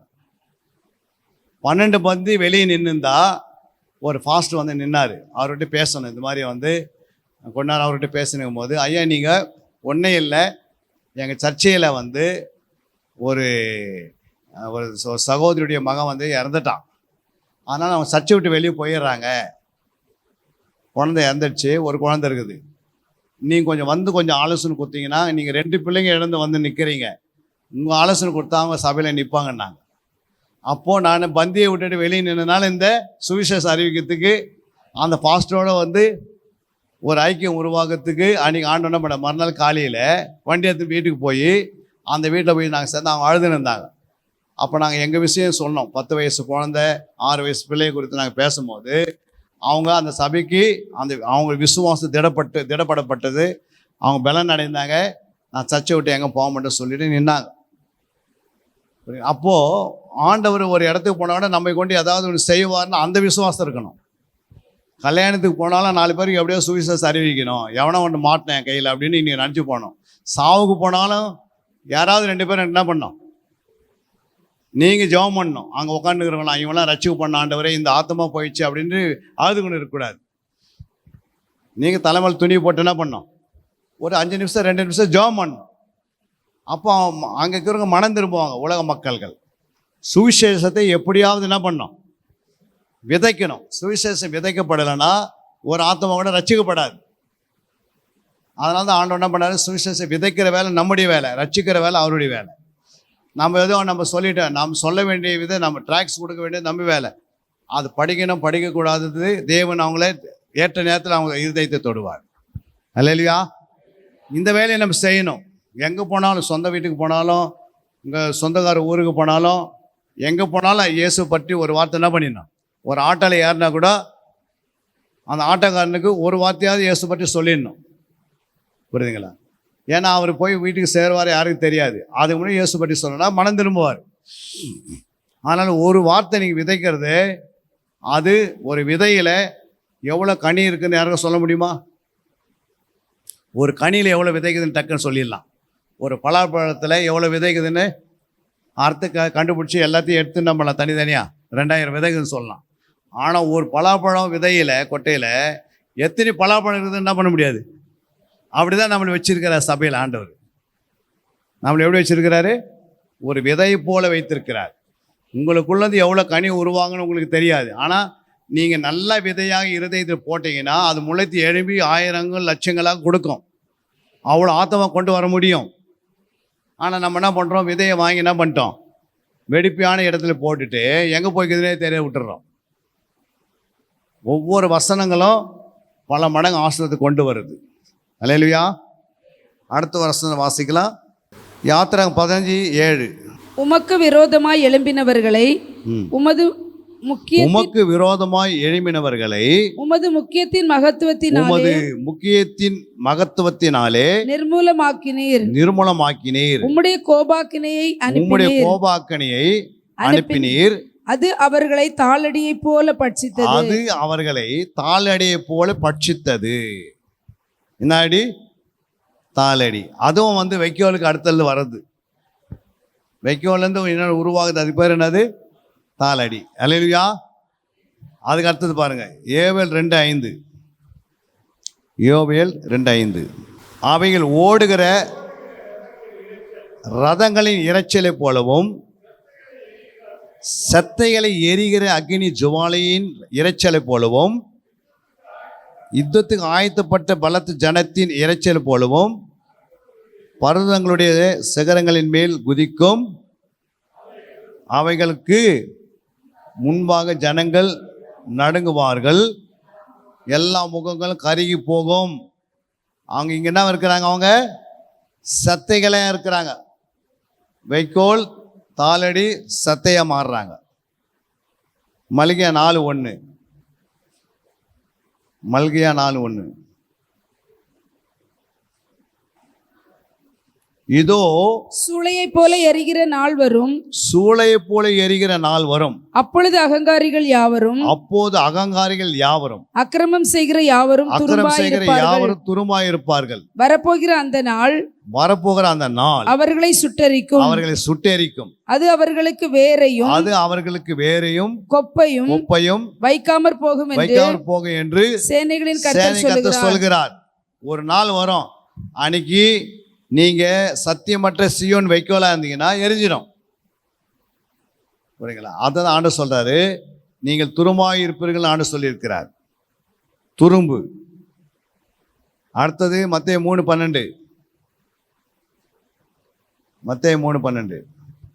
தூற்றுக்கூடை அவர் கையில் இருக்கிறது, தூற்றுக்கூடை அவர் கையில் இருக்கிறது. அவர் தமது களத்தை நன்றாய் விளக்கி, அவர் தமது களத்தை நன்றாய் தமது விளக்கி களத்தை நன்றாய் விளக்கி தமது கோதுமையை களஞ்சியத்தில் சேர்ப்பார். தமது கோதுமையை களத்தில் சேர்ப்பார். பதரையோ அவியாத அக்கினியினால் சுட்டெரிப்பார். அக்னியினால சுட்டெரிப்பார். அக்னி வந்துச்சா இல்லையா?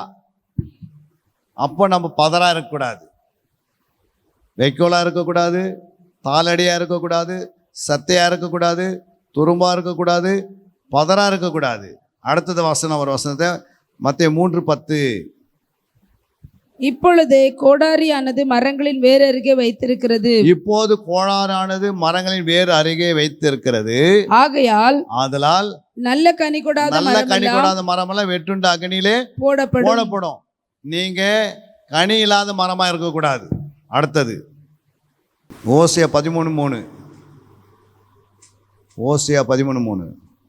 ஆகையால் அவர்கள் காலையில் காணும் மேகத்தை போலவும் விடிற்காலையில் உடைந்து போகிற பனியைப் போலவும் பெருங்காற்று களத்திலிருந்து பறக்கடிக்கிற பதரை போலவும் புகை கூண்டில் ஏறி போகிற புகையை போலவும் இருப்பார்கள். யாரு?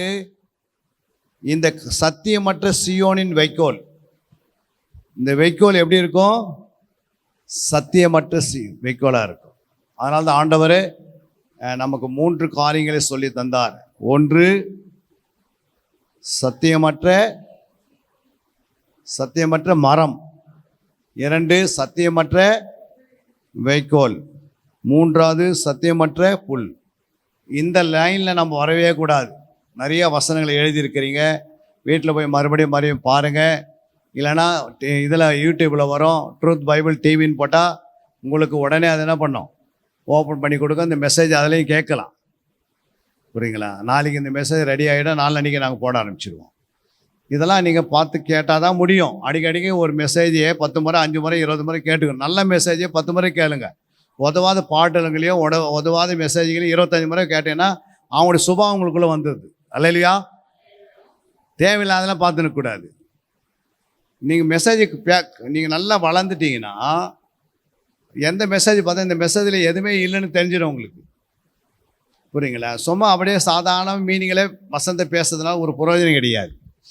இயேசு எல்லாத்துக்கும் பாருங்கள், பழைய ஏற்பாட்டில் அவங்க வசனத்தை சொல்லி ஒன்று வசனத்தை சொல்கிறாங்க, 2வது என்ன சொன்னாங்க? 8:8 நெகேமியா 8:8 என்னம்மா சொன்னாங்க?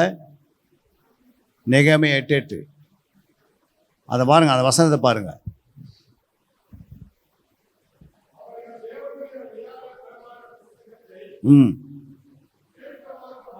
பாருங்க, பழைய ஏற்பாட்டில் 5 புத்தகம் தான் இருந்தது. இந்த 5 புத்தகத்தையும் வாசிக்கும் போது எப்படி வாசிக்கிறாங்க? தீர்க்கமாக வாசிக்கிறாங்க. புரியுங்களா? ஃபஸ்ட்டு நான் தமிழில் வாசித்திருந்தேன், இப்போ 2வது இந்தியில் வாசிக்க ஆரம்பிச்சிட்டேன். ஏன்னா இந்தியில் கிளாஸ் எடுக்கிறதுனால இந்தியில் கிளாஸ் எடுக்கிறதுக்கு அனுக்குறைவு கொடுத்துட்டாரு. இப்போ நம்ம போகிறதெல்லாம் கொஞ்சம் அப்படி போகிறோம். அப்புறம் தொடர்ந்து நார்த்து சைடு தான் ஓடிக்கொண்டு இருப்போம். ஏன் அப்படின்னா இந்த சமயத்தை நீங்கள் பயன்படுத்திக்கணும். அல்லேலூயா. நீங்கள் வாசித்து ஒரு பாஷை, அப்புறம் 2வது பாஷை ஆண்டு கற்றுக் கொடுப்பார். அப்புறம் ஆண்டவர் 3வது பாஷை கற்று தருவார். புரியுங்களா? அப்போ இங்கே என்ன சொல்கிறார் ஆண்டவர்? வாசிங்க. புஸ்தகத்தை தீர்க்கமாக வாசித்து. தீர்க்கம்னா என்ன அர்த்தம்? அந்த வார்த்தை உனக்கு வாசிக்கும் புரியணும். புரியுங்களா? அதில் என்ன எழுதின்னு ஒன்றுமே புரியாது, அப்படியே வாசனை ஓடிந்தீங்கன்னா என்ன அர்த்தம்? ஒரு பிரயோஜனம் இல்லை. புரியுங்களா? எப்பவுமே ஒரு வசனத்தை நீங்கள் வாசிக்கிறீங்கன்னா அதுக்கு அர்த்தம் புரியலன்னா என்ன பண்ணணும்? ஒரு வசனத்தை வாசிக்கிறதுக்கு அந்த வசனத்துக்கு அர்த்தம் புரியல என்ன பண்ணணும்னா, மேலே இருக்கிற 3 வசனத்தை வாசிக்கணும், கீழே இருக்கிற 3 வசனத்தை வாசிக்கணும். அப்போ இந்த 7 வசனம் ஜெயிண்ட் ஆகும்போது அதுக்கு அர்த்தம் அங்கே புரியும். இல்லை அந்த வசனத்தை வாசிக்கும் போது அந்த அர்த்தம் புரியல, 7 வசனம் வாசிச்சு அப்படின்னா மேலே இருக்கிற முழு அதிகாரத்தை வாசிக்கணும், கீழே இருக்கிற முழு அதிகாரத்தை வாசிக்கணும். அப்போ அந்த அதிகாரம் வரும். அப்படி வரலை அப்படின்னா அந்த புஸ்தகத்தை முழுமையாக வாசிக்கணும். அப்போ தான் அதனுடைய அர்த்தத்தை வெளியே கொண்டு வருவார் ஆண்டவர். புரியுங்களா? அப்போ நீங்கள் ஏதோ நம்ம வாசிக்க சொல்லிட்டாங்க, பாஸ்டர் சொல்லிட்டாரு, டெய்லி ஒரு என்ன பண்ணுங்க, பைபிளை பைபிளை முடிச்சுடுங்க சொல்லிட்டு 40 நாளில் என்ன பண்ண முடியாது? வாசித்துடலாம். ஆனால் அதில் எதையும் புரிஞ்சு கொள்ள முடியாது. முடியுமா? சாப்பாடு சாப்பிட்றோம், ஒரு மூட்டை அரிசியை சாப்பாடு செய்து 40 நாள் சாப்பிட முடியுதா? சாப்பிட முடியும். ஆனால் எப்படி சாப்பிட முடியும்? எப்பவுமே அதுக்கிட்ட உட்காந்துனே இருக்கணும், எங்கேயுமே போகக்கூடாது இல்லை. ஆனால் பைபிளை எடுத்து ஒரு வசனம் புரியலைன்னா மேலே 3 வசனத்தை என்ன பண்ணோம்? வாசித்தா கீழே 3 வசனத்தை வாசித்தா அர்த்தம் புரியும். அப்போது அப்படி புரியல அப்படின்னா ஒத்த வசனத்தில் என்ன பண்ணோம்? ஒத்த வாக்கியில் போய் அந்த வார்த்தையை எடுத்து கண்டுபிடிக்கணும். அப்போது ஒரு 200 வசனத்தை காட்டும். அது அந்த 200 வசனத்தை நீங்கள் படிக்கணும் மறுபடியும். அப்போது நல்லா உங்களுக்கு வசனத்து மேலே பசி தாங்க வரணும். பைபிளை எடுத்து வச்சா நமக்கு ஒரு எப்படி நம்ம கையில் கிடைக்காதது ஒன்று கிடைக்கிற மாதிரி. புரியுங்களா? அதிகமான நேரத்தை ஒரு விலை உயர்ந்த பொருள் நம்ம கையில் கிடச்சிதுன்னா அது அதிகமான நேரம் கையில் வைப்போம். அதை காட்டில் அதிகமான நேரம் வேதத்தை கையில் வைக்கணும். அந்த பசி தாங்க வேதத்து மேலே இருந்தால் தான் நம்ம ஆவியில் வளர முடியும். இவங்க தீர்க்கமாக வாசித்து அடுத்து என்ன சொல்கிறாங்க பாருங்க, தீர்க்கமாய் வாசித்து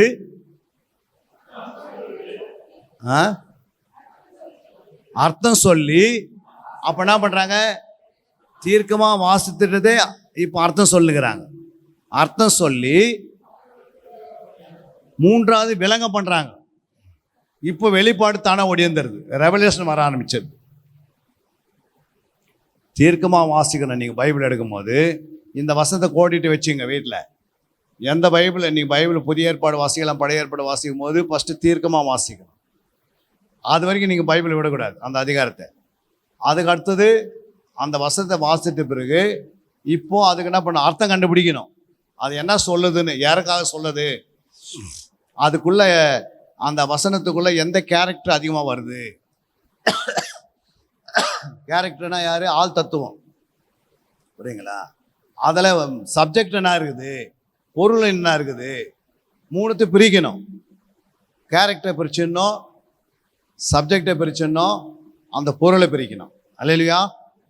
பொருள் என்பது அதில் அது இது அப்படின்னு எழுதப்பட்டிருக்கு, அந்த பொருள். அது அப்படின்ற அந்த இடத்துக்கு பக்கத்தில் ஏதாவது ஒன்று போட்டால் தான் வேலை செய்யும், அதான் சப்ஜெக்ட். நீங்கள் ஏதாவது ஒன்று வாசித்து பாருங்கள். வசனத்தில் 15:15 வாசிங்க. யோவான் 15:15. நான் உங்களை ஊழியக்காரன் என்று சொல்லுகிறதில்லை, ஊழியக்காரன் தன் எஜமான் செய்கிறதை அறிய மாட்டான். நான் உங்களை சிநேகிதன் என்றேன், ஏனெனில் என் பிதாவினிடத்தில் நான் கேள்விப்பட்ட எல்லாவற்றையும் உங்களுக்கு அறிவித்தேன். அல்லேலூயா. இதில் கேரக்டர் யாரு?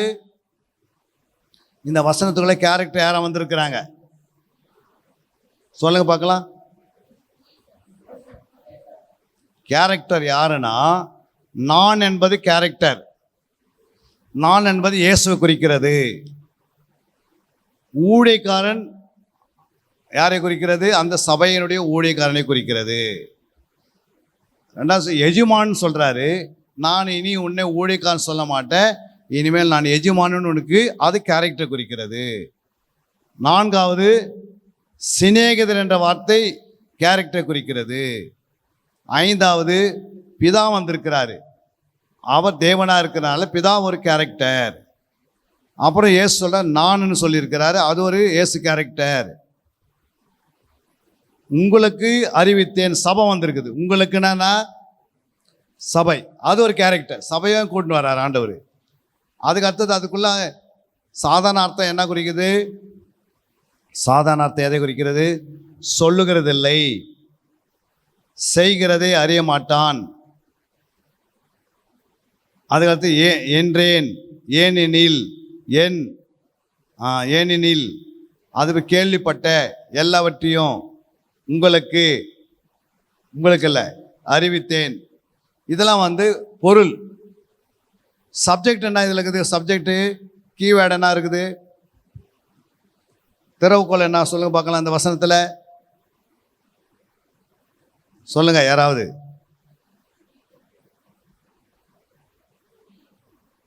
திறவுகோல்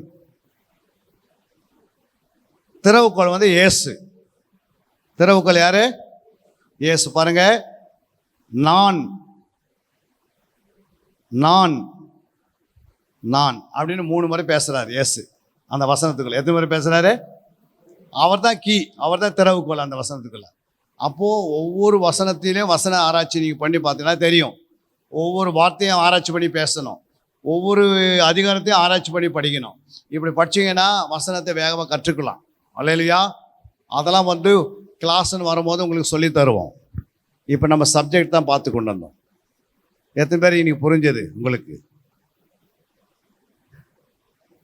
புரிஞ்சதுங்களா? ஏதாவது அதிகாலையில் என்னை தேடுகிறவன், நீங்கள் அதிகாலை இப்போ ஆண்டவர் தேடுறோம், ஆண்டவரை கண்டாடிய முடியும். நீங்கள் எல்லாம் ஆண்டவருக்கு என்ன மாறுறீங்க? இப்போது சிநேகிதனாக மாறுறீங்க. அல்லேலூயா. நேற்று உள்ளே வரும்போது ஊழியக்காரனா வந்தீங்க. இப்போ எல்லாம் என்ன மாறிட்டோம்? ஏன் சிநேகிதனுக்கும் ஊழியக்காரனுக்கு என்ன வித்தியாசம்? அன்பிற்குரியவர்களே, சத்திய வேத ஆராய்ச்சி வித்தியாசாலை தரிசன ஊழியம் 1. வடமாநிலத்தில் 300 திருச்சபைகளை உருவாக்குதல். 2. மாதம் ஒரு முறை எழுப்புதல் உருவாக்கும் எழுப்புதல் கூட்டம். 3. ஊழியர்கள், சபை தலைவர்கள், சுவிசேஷர்களுக்கென கருத்தரங்கு, அதாவது சத்திய வேத ஆராய்ச்சி நேரம். 4. டிவி ஊழியம். 5. பத்திரிகை ஊழியம். 6. CD DVD ஊழியம். 7. பவர் கேம்ப் அக்னி அபிஷேக முகாம். 8. உபதேச ஆராய்ச்சி கருத்தரங்கு ஊழியம். 9. நலிந்த குழந்தைகள் இல்லம். 10. 24 மணி நேர ஜெப மையம். 11. சத்திய தேவ ஆராய்ச்சி கல்லூரி. 12. சிறுவர்கள் உருவாக்கும் ஊழியம். 13. மருத்துவ முகாம். 14. ஜெயில் ஊழியம். 15. கைப்பிரதி ஊழியம். 16. கிராம ஊழியம். 17. மிஷனரியை உருவாக்கும் ஊழியம். 18. நன்றி துதி ஆராதனை கூட்டங்கள். 19. சமூக நலப்பணிகள் ஊழியம். 20. இன்டர்நெட் மூலமாக ஆன்லைன் படிப்புகள். இது விரைவில் வரவிருக்கின்றது. 21.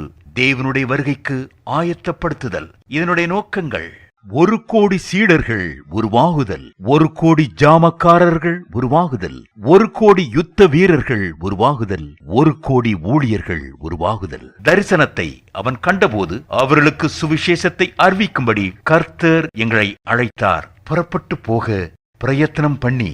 அப்போஸ்தலர் நடபடிகள் 16:10.